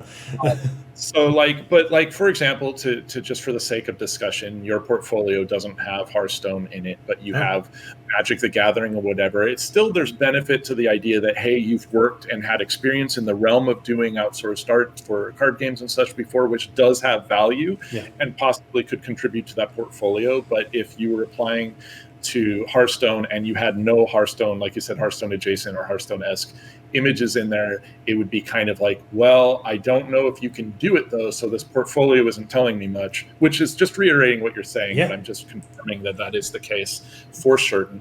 But having just a few pieces in there that show, hey, I know the ropes, I understand and can convert to this style when needed, then that's great, because there is still wiggle room within that style. And also sometimes people get brought on for the thing they can do. I always prefer bringing people in, this is not me speaking for Blizzard, but I'm saying projects I work on, I prefer bringing in people who can focus on more than one thing. Like if you can only draw gnomes and that's the only thing you can draw, that might be a problem for a set that doesn't have a lot of gnomes, so you might not be getting a lot of work. But if you're like, hey, I can do gnomes, but I can also do creatures, you know what I mean? Like, well, hey, or if you're like, I can also do environments, well, that's huge because a lot of people can't. Like I actually it was just a couple months into working with internally, and Cranford was like, oh, I didn't know you could do environments. And I'm like, I will do entire paintings and drawings of only environments. But he didn't know because I was brought in as doing characters. So he's like, oh, I know you're great at doing characters. You're great at doing characters in a way other people won't. So I'll feed you similar cards a lot. And the more you can do, the better. And then if you were to become a regular or something, sometimes you can just be like, hey, if the next set has this or that, maybe consider me for drawing this thing because I'd love to work on it. You kind of earn that wiggle room. But the first step in that direction is definitely, if you want to work on anything and you know that they have a directed style, you need to kind of show you can do that style. They won't just take it on good faith that you say that you can do it. Because why would they? You can't. Yeah. Why won't you show me then if you can? So it's pretty straightforward, which is actually a positive thing because it means you know the goal you need to hit. And if you're like, what does Hearthstone look like? Well, there's a huge avenue of card art that can answer that question for you. And if you're really struggling to figure out what the consistencies are between those cards that makes them Hearthstone, then there's a discussion to be had for certain. But generally, you can kind of glean from those what you should be hitting artistically. You can come to my stream and watch me break down the art of Hearthstone and translate it into a piece that hopefully won't suck. But yeah, that's always the thing, is like being able to show what you can do, because a thing I literally reiterate almost every time I stream is that as an art director working on big projects, a lot of the time the time we will give to your portfolio will be 5 to 10 seconds at most. And I know that sounds very cruel and it sounds unrealistic, but in reality, when you're an art director and you're working on Guild Wars or Hearthstone, whatever the AAA thing is you're working on right now, when you get 100 folios in, you have such a limited time to show what you can do with that portfolio. And that's where the classic things we always talk about, which is like a limited number of things in your portfolio, 10 images that you really fucking care about, that you're really passionate about. It's showing some stuff, at least one or two things which directly apply to the client. Can be very, very valuable. I got work on Artifact. Artifact is a weird one because like Artifact and like League of Legends CCG, I forgot the name of it, and Elder Scrolls all sit between. There's almost like two sides to this. There's like Magic the Gathering, which is like realistic bullshit, and then over here we've got like Hearthstone, which is like stylized bullshit, and then between there we have everything else. And It's all wonderful, and all those jobs are great to work on, and they're all really interesting. But if you can't show what you can apply, Runeterra, thank you, Namel. If you can't show that you can apply that, you're going to struggle a little bit, And there might be wiggle room, names matter. If you used to like, I'm a Magic the Gathering artist, that can work for some things, but it won't work for everything. The reality of it is, and this isn't a harsh reality, it's just it's pretty apparent. If I'm doing a project on trees and your portfolio doesn't have any trees in it, that's a problem. Yeah. If you have a whole bunch of trees that you're like, oh, I don't really care about them, but they're in there, it's more likely that out of those 100 portfolios, there's going to be at least 50 that I'm like, well, they really liked these trees, and I'm going to pull those out and then be like, well, why would I pick these other portfolios that just quite frankly don't even seem like they care about trees? Yeah. And then, this tree isn't quite up to snuff, and the reality is sometimes you're not ready for the job you're applying for, and that's okay, and that's very normal, and that's common, and I've been there too. I applied to Blizzard and I didn't hear back, and that's very normal because somebody there was better for the job than I was, or was more fit, or they just happened to get picked. But don't become one of the people who, when you don't get the job you apply for, you become violently angry. Like, that's more of a problem with you than it is with the people. Remember that multiple people are applying for a position, and there's not 100 positions for those 100 portfolios. Yeah. People are going to be told no, or sometimes not told anything. Projects I work on, I usually try and tell people, hey, thank you for submission, so that you know that we got it. You'll hear back if we consider you or not. But sometimes there's not even time for that. It depends on the project and the people running it. Yeah. But and you can wild card in your portfolio, I feel. I'm not sure how you feel about that. Every once in a while, I'll see a portfolio where one of those pictures is vastly different, just to be like, hey, here's the variety I can bring also. You know what I mean? Less so when it's geared towards, say, Hearthstone, because like showing me that you can photorealistically paint somebody won't matter on Hearthstone. But like in a general portfolio, showing me you can draw, a corgi the same way you can do like your sci-fi environment, that might be cool. But generally know the client, like you said. You need to show that at least you understand what they're looking for. Otherwise, you're actively showing them that you don't understand what their project's about, which is a double negative. It's worse than not quite hitting it. You're actively saying, hey, I don't care. I'm just doing this. And they don't want to work with someone who's not going to pay attention to what the project's about. Yeah, I really cannot define enough how much the conversation at a certain point where you're working on something stylized and you put out a call for stylized art and you get a bunch of realist art, the speed at which you will click past that art is unfathomable. You know, like it's your portfolio and you're very passionate about it, but if you send in a portfolio that does not even vaguely apply to the job, the thing to understand is it's not a slight against you. It's not at all. You know, your work might be fantastic. I've had the opportunity, as have everyone in a hiring position had the opportunity to work with any artists, various degrees, but at a certain point you need a certain thing for the job, and if you can see someone who comes in there with a portfolio where they demonstrate the job, they demonstrate that they understand it, or that they're passionate about it, even if the work isn't 100% where you want it to be, if it's at least leaning in that direction, that is more valuable than astonishingly polished art that has nothing to do with what you're interested in. At the very least, it's a conversation that you have to have. It's a Skype call, it's a interview that you need to do with the person to establish, are you interested in trees? Because you have no trees in your portfolio. If anything, you have like a lack of trees, a very distinct lack of trees. And at that point, that's time, and you're bringing in time as a factor. And art directors, leads, don't have a lot of time. The more you can massage your portfolio towards the studio you want to work for, the more you can use me as an example again, as a person who has no Hearthstone appropriate art in my portfolio. The way I would apply to Hearthstone now would be, I would launch with a Hearthstone piece. I would launch with here is what I would do if I were to do blah. Then I would include 5 of my other existing pieces that I'm very proud of. And at the very least that shows that I get it. Also, here's shit I've done for other studios. And I think that's at the very least one piece that is directed is a good way to go. You can obviously do more. Sure. Yeah. I mean, if your opening piece wasn't trees, then I'm going to wonder why you were here. And honestly, sometimes that's enough for someone to cycle past the portfolio. 100%. Because I've been in that position often, and I've had to make those decisions, and I'd just be like, well, there's no trees. What's the point? And it's not, like you said, a slight. It's just your time is very limited, as you said. So why am I spending time trying to convince someone to do the work that they're here applying to do? An opportunity for something like Hearthstone that's interesting too, though, is you're not applying for an internal position. You're not applying to work at Blizzard. You're applying to get a contract to do card art.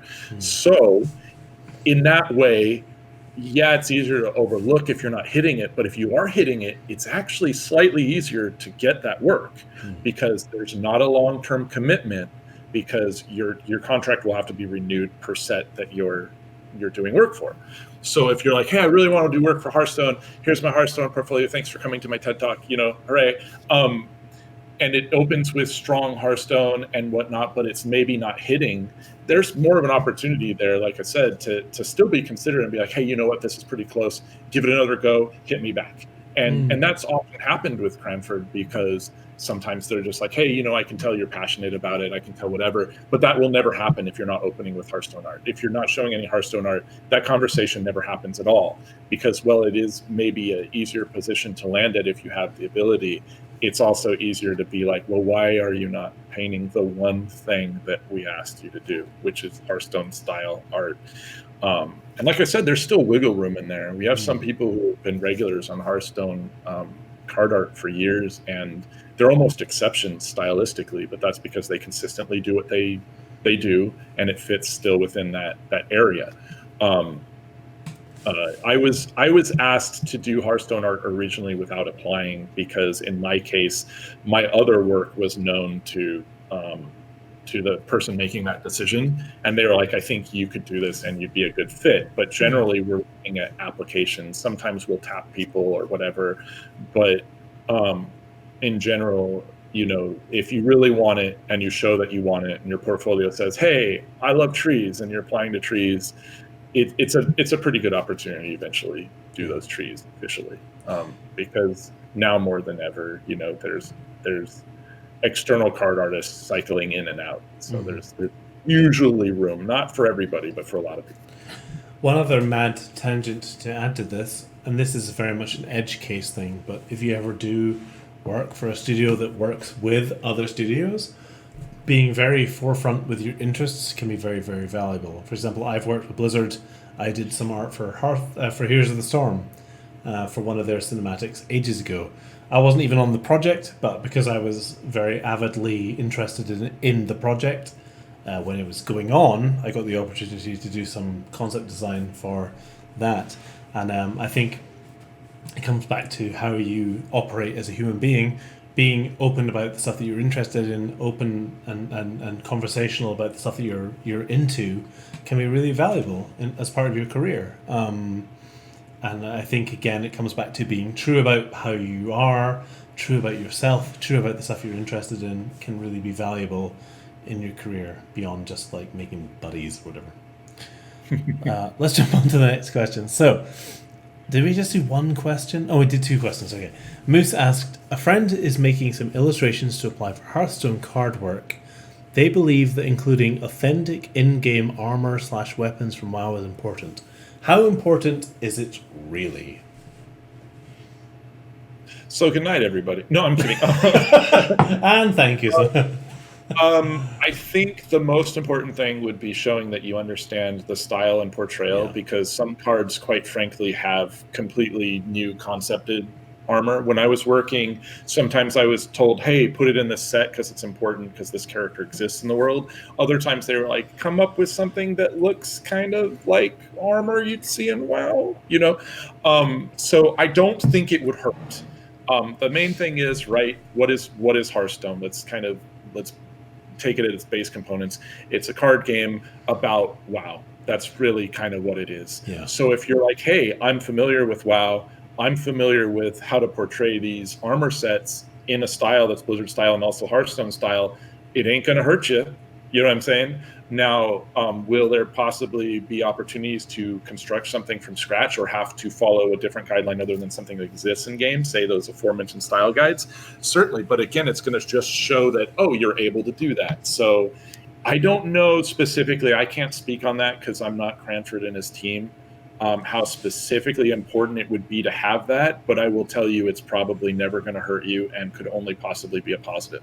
I'm already just picking out positives from there. So really, again, it just comes down to showing you understand the project that you're trying to work for and that you can portray those existing things in a new format. You know, like if you're showing, hey, it looks this way on the model, but I'm drawing it this way and this is my spin on it, but it still fits in Hearthstone. That's extremely valuable because we don't want someone necessarily who is stuck to just, I have to take the model from WoW and pose it and paint on it, because that's not going to have the same amount of life as somebody who can redraw these things or interpret these things. So you showing that you can do that, at least from my perspective, is very valuable. Yeah. I wouldn't say it's required. I would say just doing art in the style of it that shows you can do the characters or the art in that style is first and foremost, but it's kind of a shortcut to show like, hey, yeah, I can interpret this stuff. So.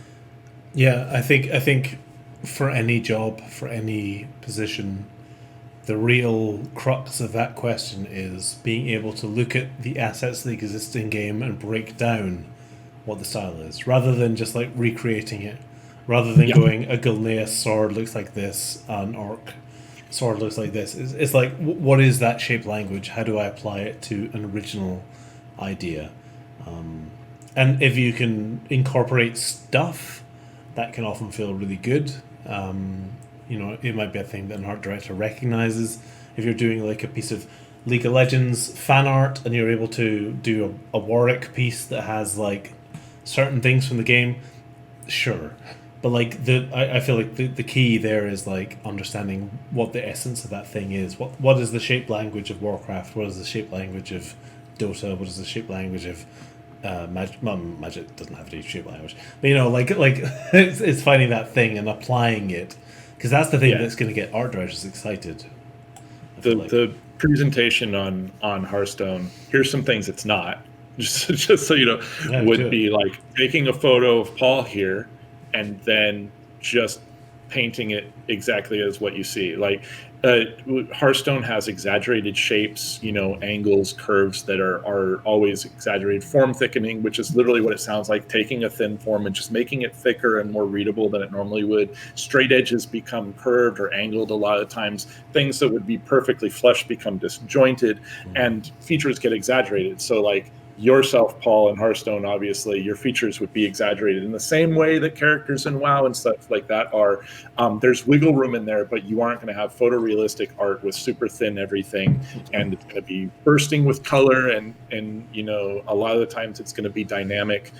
All these things you want to apply. So again, being able to interpret something that exists in that world or not in that world in that way is going to be important, because if you can't hit those basic key factors, we're probably going to overlook it to somebody who already can, and then there you go. That's bloody great. Please all listen to that. Re-listen to that. Listen to it 5 times back, because it's really good advice. George Bennett asked, when you first started your professional career, what was the hardest or largest hurdle to overcome? And what is the best piece of advice you could give someone that's just starting a professional career? So for me, professional career, I did freelance for so long, I still count that. But just looking at the whole thing, I would say the normal pitfalls for me weren't there, which is like, I always had the will to work. I could always sit down and work on something for hours at a time. So that wasn't it. The biggest hurdle for me is something that, again, doesn't really exist as much now, was trying to deal with people who were doing the corporate speak and trying to fit into that idea of what they thought a worker for their project should be, and instead be who I was and represent work in my way. Navigating those spaces became very difficult for me, and I made it harder than it needed to be by worrying about, was I saying the right thing or whatnot. So once I got rid of worrying about that and realized, well, I'm being respectful, I'm being to the point, I'm not wasting people's time, and I'm aware of what I can bring to the table, that hurdle, I kind of got over it. So for me, I think it was just worrying too much about fitting into that mold that I knew already I didn't fit into. And instead of trying to fit into that, just making sure that the mold I did fit into, using a mold just sounds weird now because I've said the word so much. Just keep saying mold, it's fine. Sticking to who I was, you know what I'm saying? Yeah. The best advice I give is probably considered like, oh, that's not really good advice, but listen to me when I say this, because I am not joking. I'm very serious.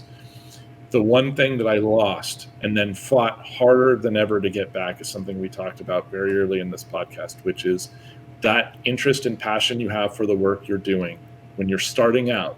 For many people, is the greatest passion you will ever feel, because they'll lose it as they start focusing on what they should and shouldn't be do, how they should and shouldn't be learning, what they need to do for the projects, and all these complications that get in the way. Hold on to that passion and that love and that joy of what you're doing as long as you can. You don't have to lose it. Orchestrate your path in a way that you can still retain that love and that joy that fueled you and got you doing it in the first place. I will say that doesn't necessarily apply to somebody who's like, I want to do art, so I make tons of money and am known as a rock star throughout the world, because that's literally feeding your wallet or your ego. I'm talking about if you're getting into this as a choice because you actually have a passion for it, and you're not just, I want to get 30 million likes on Twitter. You're like, I want to enjoy this. Don't lose it. It sounds like a simple bullcrap answer, but it's not. I'm dead serious. I lost it, and life didn't make much sense for me for a while, and all I've done now is fight to get it back. And once I did, I will give up everything, every bit of my career and everything else, to make sure that I still enjoy it the way that I have now and I did then, that I lost for years because of letting those complications get in the way. Remember why you're here and learn and progress according to preserving that passion. That's the bit of advice I would give. I fucking love you for that answer. That is like the most perfect answer. That's like the version I wish I could have said. The relationship I have with art that inspired me is very, very important to me, and redefining or refinding why that is important or recreating that, I think is really, really valuable. And that's something I never hear anyone say. Like I talked before about like copying art from certain things, blah blah blah. Who cares? Warcraft 2, all these old games. Like, there's a reason that when I paint, I listen to the Diablo soundtrack. There's a reason that when I paint, I listen to the World of Warcraft or Warcraft 2 soundtrack. There is so many ways to recreate those feelings and to pull you back to that space. And I think that finding that and exploring that and finding ways to bring you back to how you felt when you used to draw pictures at school when you were supposed to be doing maths or whatever the heck it was is really valuable, because like for me it that actually really did define me for a long time, coming back to Dungeon Keeper and all these old ass games that I used to play when I was a kid, and like going, oh yeah, I used to just draw the stuff from these books. Like, that's all I wanted to do. That was such a great answer. I really appreciated that answer.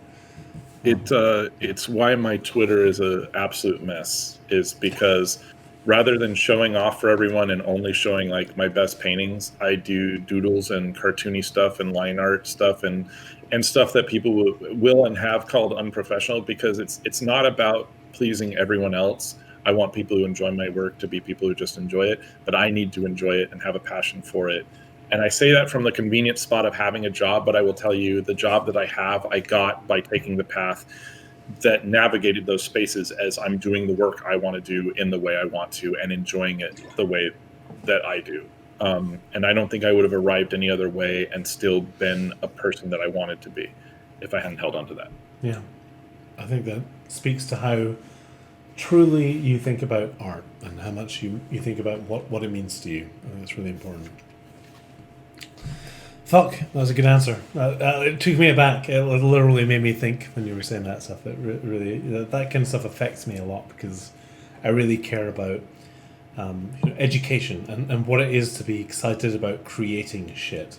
Because creating shit is what we're talking about here, whether it's film, whether it's music, whether it's art, writing.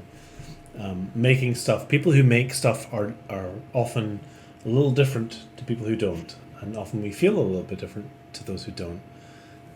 So it's really, really exciting to get someone I am very inspired by on to talk about like what inspires them and to have it be so similar.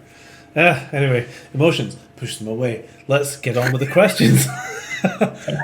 Adderite says, do you ever run out of motivation to draw at work? And if so, how do you push through it? Do I say that again? Sorry. Do you ever run out of motivation? Sorry, emotion's cutting through everything. Do you ever run out of motivation to draw at work? And if so, what do you do to push past that? Yeah. So work's a unique spot for me, and I even mentioned it in my interview, which I'm so thankful to the people I work with understanding what I was saying. I now draw first and foremost for myself because of the last answer, which is that I need to keep that passion. I need to make sure that my priority in life is that I draw what I want, when I want, how I want. Well, not necessarily when I want, but when I'm drawing, I'm hopefully drawing what I want outside of work. That does not mean that therefore put no passion into the job I do. It just means that I know no matter what I do, my job, if I give 120%, is still going to be a percentage lower than what I'm giving on the stuff that I do for myself. That means there's definitely going to be days where I go into work or go at work, since I'm work from home now, and I may not feel like doing what I have to do. But at that point, I really am just kind of used to working through it anyways. So for me, it might be easier than someone else. My answer for me is I just do it anyways, and I enjoy the fact that I know that work will end and I will return to the thing that I really want to do. But one of the things that helps me through that a lot of times is trying to position myself into assignments or work that I know are at least in the ballpark of something I'd want to kind of do anyways. Mm-hmm. Not always an option, especially when I was freelancing, but that is going to be the biggest help. And that's more of like a long-term answer. You can't, if you're working on something you don't want to work on today, you can't affect that. It's what you have to work on, and you're working on it today. But if you can try and position yourself, and this goes back to like portfolio talk, putting things in your portfolio you want to work on instead of what you're expected to work on. Yeah. So you land the jobs that you want to work on instead of what someone else told you should be working on. You'll find those days happen a little less. The bottom line is, though, and I think there's a weird stigma that people feel like once you get a job, you're supposed to be like, well, you know, you're never working a day in your life. Work is work, dude. You could be working on the number one thing you ever want to do in the world. And if you're getting paid for it and you're forced to do it, there will be a time you're doing it and you aren't going to feel like it. That's just the reality. It's okay. It's normal. And most of the artists that are in the field that I admire and I talk with, that's exactly a truth that they make known as well. It's okay. How you work through that's going to be different from person to person. For me, I just hold on to the light at the end of the tunnel, which sounds kind of like I'm sunken in despair. I can't believe I have to work on this thing today, but tonight I'll be able to doodle a face and it'll be great. You know, but sometimes that's all it is. You just got to remember, you know, the big picture sometimes and hold on to what you have. I don't think you need to dig so deep of like, well, at least I have a job or at least I am getting paid, because that's a dangerous road to go on. But I think for me, it's just I've gotten used to it. But I really do just hold on to the fact that I know I'll be able to do the thing afterwards, which sounds like, oh, I get dessert after I eat the vegetables I don't want to. It's not a great answer. I don't have a great answer for that, but at least it's an honest answer. So no, it's a good answer. And it's one that's hard to navigate in games where jobs vanish as fast as they appear, and projects that you've worked on for 6 months, for a year, for 2 years, just vanish out of nowhere. Sometimes you just don't want to work. Sometimes you just don't want to draw, and you just got to find a way. And also to play into or to vibe into the idea that like time is a weird thing, and sometimes you have to create things on time. I have a magic painting due tomorrow that I haven't done anything on. Like sometimes time is weird, and sometimes you work on projects that you've wanted to work on for your entire life, but when you're actually on the thing, it changes.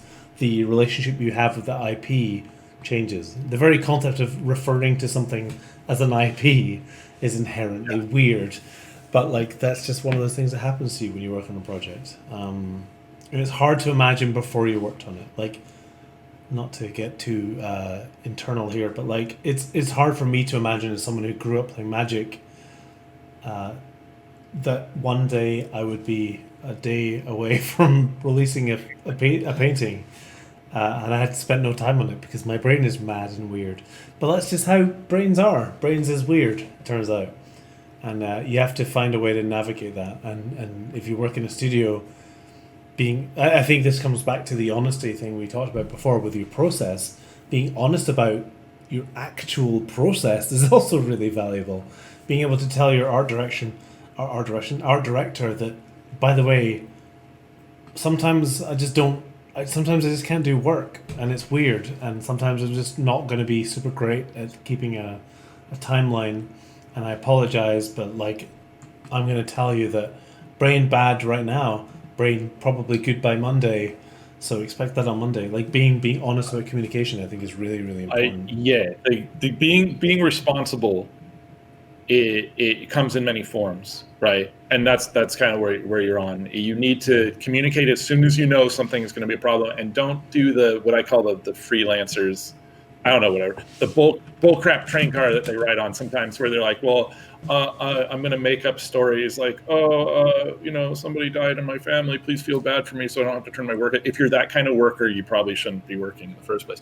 But sometimes you're just going to be like, oh man, this was more work than I thought. I need another day. And depending on the project, if you're really honest, a lot of the times they'll be like, oh, right, no problem. I just need to make sure this fits within the schedule, and that's okay. You don't want to make a habit of it. Like, I wouldn't work with somebody who's late on their deadline every single deadline, but I don't know a single person who has never been at least once late with a deadline or had to adjust a schedule or something. People are people, and like you said, art is a very interesting thing. It's not like moving boxes in a warehouse where you're physically capable, the box gets moved, it's the same every time. You could sit down and paint a Magic the Gathering painting today and then paint the same one a month from now, and they could be completely different, even if you were trying to make them the same, just because you're your chemistry is different that day, or something else happened, or it was rainy the first day, or you were listening to Diablo this day and you were listening to Warcraft 2 the next time. You know what I mean? By the way, it was really nostalgic and WoW when they put the pet battles in and they had the old Warcraft music. I wanted to talk about that earlier, like when you were talking about Hearthstone. I sat there saying like the lines from the sound test, like, your sound card works perfectly. It doesn't get any better than this. I'm like, man, I'm like a little kid again making a Warcraft 3 map, to submit to the contest, which I lost, by the way. Oh my god, I'm sorry. And somebody had to lose. But that's good. But yeah, it's communication, honesty.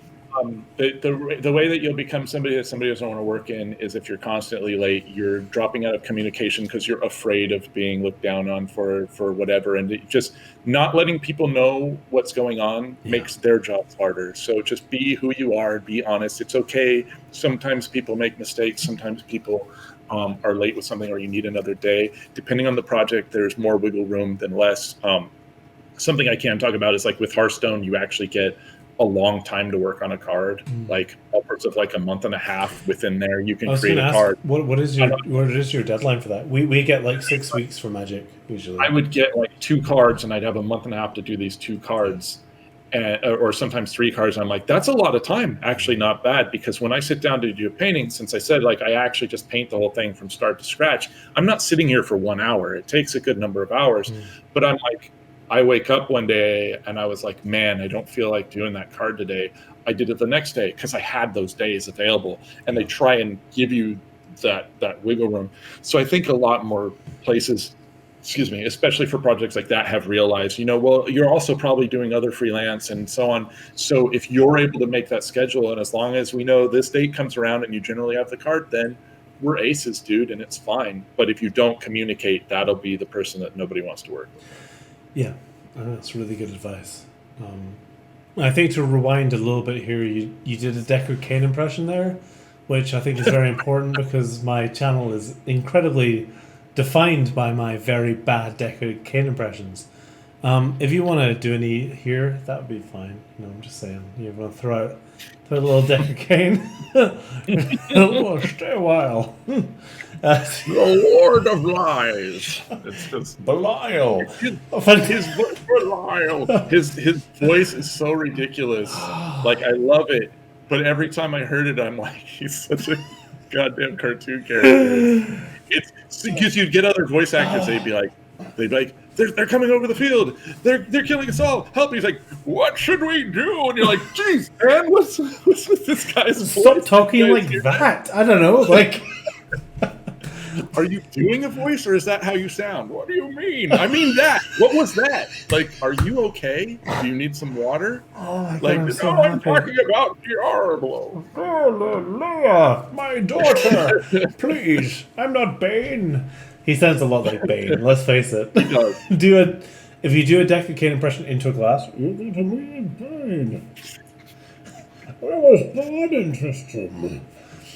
I can't listen to either of you. This is ridiculous. Sorry. So much of my fucking stream is defined by Deckard Cain. I've done a rap, and yesterday I did a very sexy Deckard Cain song. Anyway, next question. Blind Coyote asks, let's just move past this. It's fine. We'll do like 2 more and then we'll stop it there because we're almost at 4 hours. How many hours do you normally spend during a drawing session, and what does your work/life balance look like? Now I have a really good work-life balance, so it looks pretty good. When I was doing freelance, it was misery, and I don't recommend that. So let me outline work-life balance first, and then I can talk about like a drawing session, because that's kind of the arc that I take.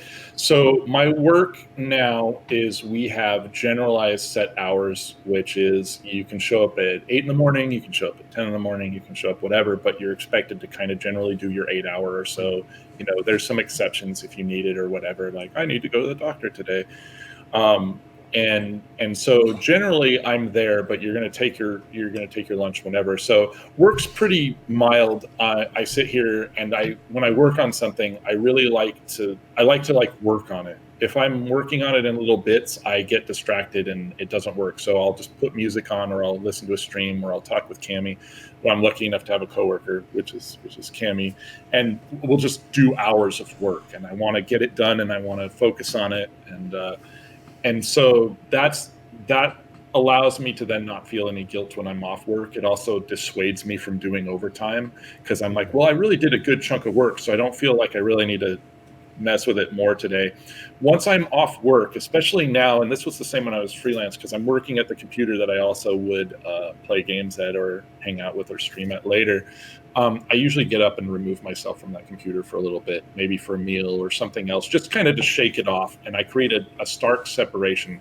At that point, I close things down. I don't make myself available until I go to work the next day. So then my life begins. It sounds like work is horrible, but it's not. And I balance it as best I can. And that gives me more time than I've ever had. Like, I'm off on the weekend, which is crazy. And like, I didn't used to have that. When I worked freelance, it bled into everything. Everything was work. And even if I wasn't working, I felt like I was working. I never really took time for me.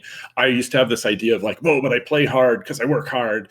And what it really was I was working hard like 90% of the time. And then in that 10%, I play hard and lose sleep so I could play hard, because I didn't really live my life much at all. And like, if people came over to socialize, they'd be socializing while I was working, and they'd be like, kind of like, what do I do while you're working? Oh, I guess we're just talking. It just kind of took over. And I realized pretty early on, I couldn't live like that. So my work balance, life balance right now is definitely in favor of my life. To the fact that my art director gave me permission to be here on this podcast during a work day even. And that's how accommodating my current team is to things like that. That's really sweet. But it's I make sure that the work-life balance is very strong in favor of life, but not every project can do that, and a lot of my older projects weren't like that, and it was very, very hard to make that separation. So if I sit down for a drawing session for work, it's going to be whatever work requires. But if I sit down for me, like let's say it's a Saturday and I'm feeling really good and I want to do art, I'm at the computer maybe 10 in the morning or whatever, I might do good solid work until like 5 or so like maybe 7 hours or so. If I go longer than that, then it's usually because I'm uniquely really into it.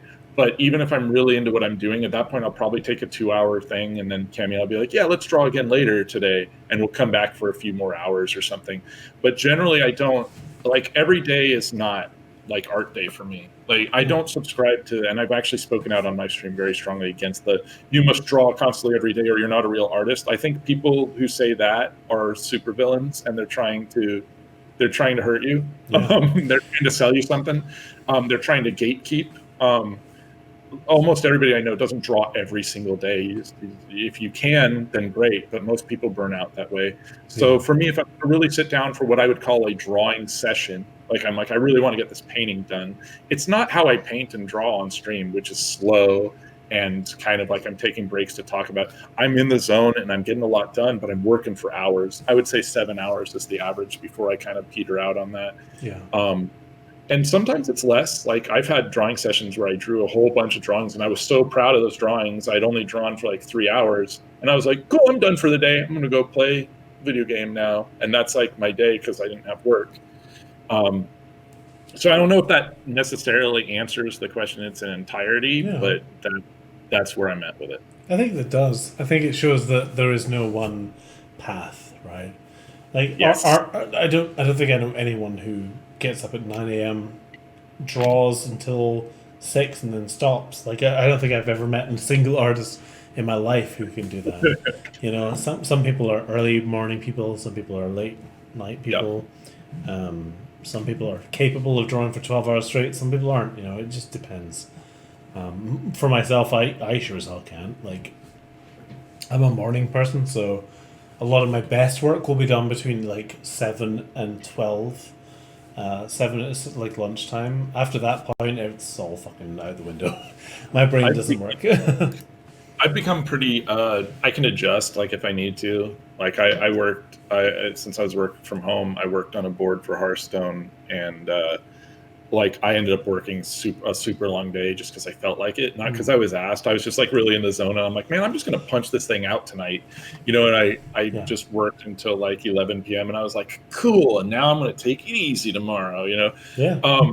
But if I get up at like 6 a.m, which I will tell you is not going to happen anytime soon, but I love it when it does. I love being up like right when the day is starting, and if I'm doing line art or something, I will get some of my best work out of my system there. Yeah. Just because I'm like, wow, the day is fresh, and I know that no matter what I do now, I will have time for something else later, and it just inspires me to do a whole bunch of focused artwork, because I'm like, no matter how focused I am, I won't go, that's all I did today. Yeah. I'll still play video games or go for a walk, or, well, less walking now, but walk around the apartment and hang out or whatever, and that kind of works for me as well. I'm the same. If I can get up early, I've always been an early riser.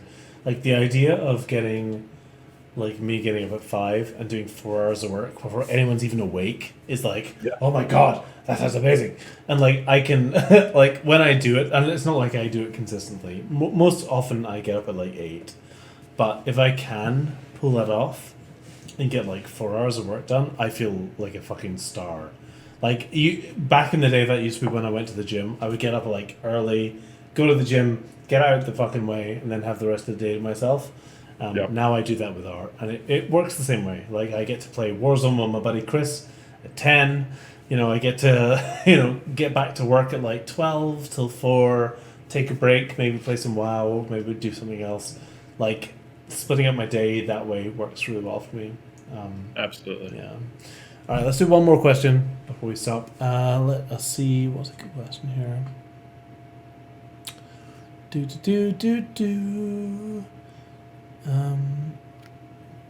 Okay, well, we'll ask one more. I don't know if it's... I think we may have covered it already, but Heva asks, your favorite piece of portfolio advice. What's your one thing you could say to someone about their portfolio that would be valid no matter what? Don't put anything in your portfolio that you don't feel is some of your best work ever, because everyone who sees your portfolio is going to assume that everything in there is the best thing you can do. And if you're putting in there and you're if you're making a portfolio and you're like, lol, I don't know, this maybe, you're doing it wrong. There's plenty of ways to do it right, but that's not one of them, because everyone's going to assume that that's your best work, which means even if you're like, oh, I put a timer and I did it in only 6 hours or whatever, they're going to see that picture and they're going to assume you had no timeline. It's the best work you can do in any given timeline, whatever. And so, no one's going to stop and necessarily read, I did this in 4 hours. It was a speed paint, lol. Don't do that to yourself. You're doing a disservice. That's my one piece of advice if I had to give one. 1020%. That's such a good answer. Holy shit. Yeah, absolutely. Like, just, curate the shit out of your fucking portfolio, because it's the only thing you have. It's the thing that will give you jobs or not give you jobs. That is a fantastic answer. Thank you so much. And on that note, I think we will stop this show. Another beautiful episode. I would say the longest episode so far of the two. No, it was such a pleasure chatting to you about this stuff. I really appreciate it. Had a blast. I'm very honored that you would bring me on. I appreciate it. Don't be silly. You're a fucking amazing artist. Thank you, everyone who came to watch. I really appreciate you all hanging out. There will be a SoundCloud version of this going up tomorrow. But please, everyone, just say thank you to Jay, because the amount of amazing advice that came out of this show is absolutely off the fucking chain. I really, really, really appreciate you coming on here. It's been so cool. And I love you. Be safe, be well, and see you on the Twitch that we do, apparently. Why do we do Twitch? I don't know. Because it's fine. Can I do a heart? Not really. Anyway. You need something dark behind it. There we go. Like on your shirt. There you go. Heart. The dark heart. All right. Thank you so much. Take care. Be safe. Goodbye, everyone. See you later.